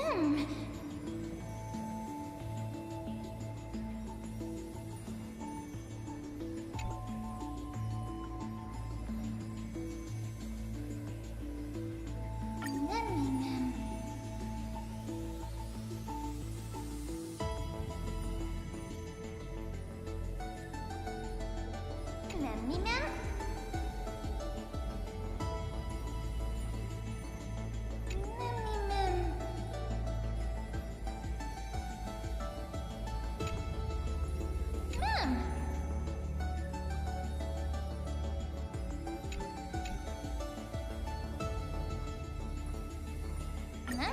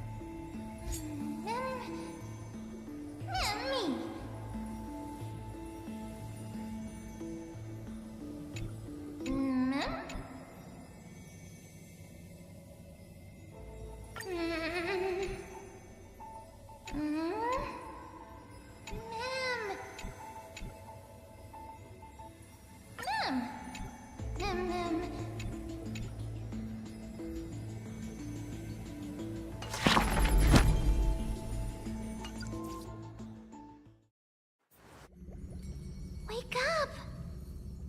Wake up! Buddy! Wake up! You're finally awake. That's a relief. We were so close to being swept away by the reverse flow of time. It's lucky we found a safe place. Now, I'm going to send you back to the very start of time. But before we part, there's something I need to tell you. Something very, very important. That's right! At this very moment, my memories are finally whole. After watching so many fragments, my past is finally coming into focus, little by little. You're smart. You must have a clue now. Or maybe... You knew the answer long ago, didn't you? Not surprised at all, huh? That's because I'm simple at heart. No matter what form I take, I've always been true to myself. But I'm glad that I remembered in the end. This way, I'll have no regrets. Don't worry. We're not truly parting, because I'm going to become a part of you. I'll turn into the memory of this cycle, the 33,550,336th Flame Chase journey, and forever reside in the heart of the Time Demigod. This way, you'll carry all that has come before, crossing time itself to reach the next cycle. My mission ends here, but looking back, I still feel lucky. After all, across 30 million Cyrenes, I was the first, and the only one who got to finally meet you. So, believe me, in the next cycle, there will be another Cyrene waiting for you. And in the one after that, and the one after that. I will always be waiting.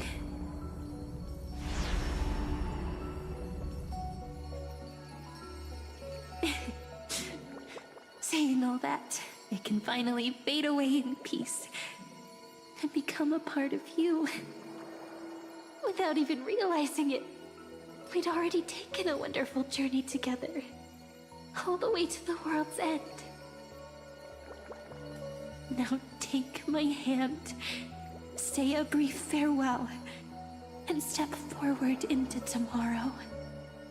Go, find the future Cyrene, and set out on another journey with her. Promise me you won't keep me waiting too long, okay? No need to say it out loud. This is enough for me. It's time to go, my dear friend. May your trailblazing journey always be accompanied by a cool breeze and rippling waves.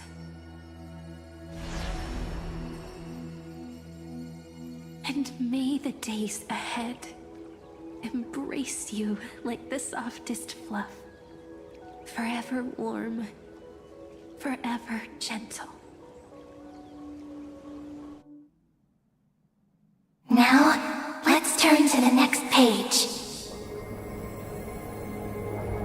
A page that exists because of you.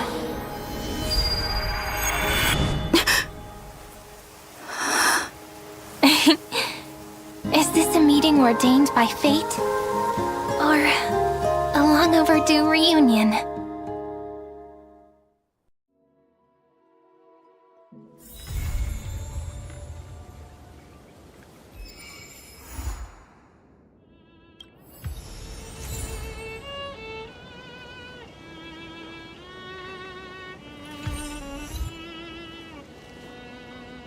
My childhood musings, huh? So naive.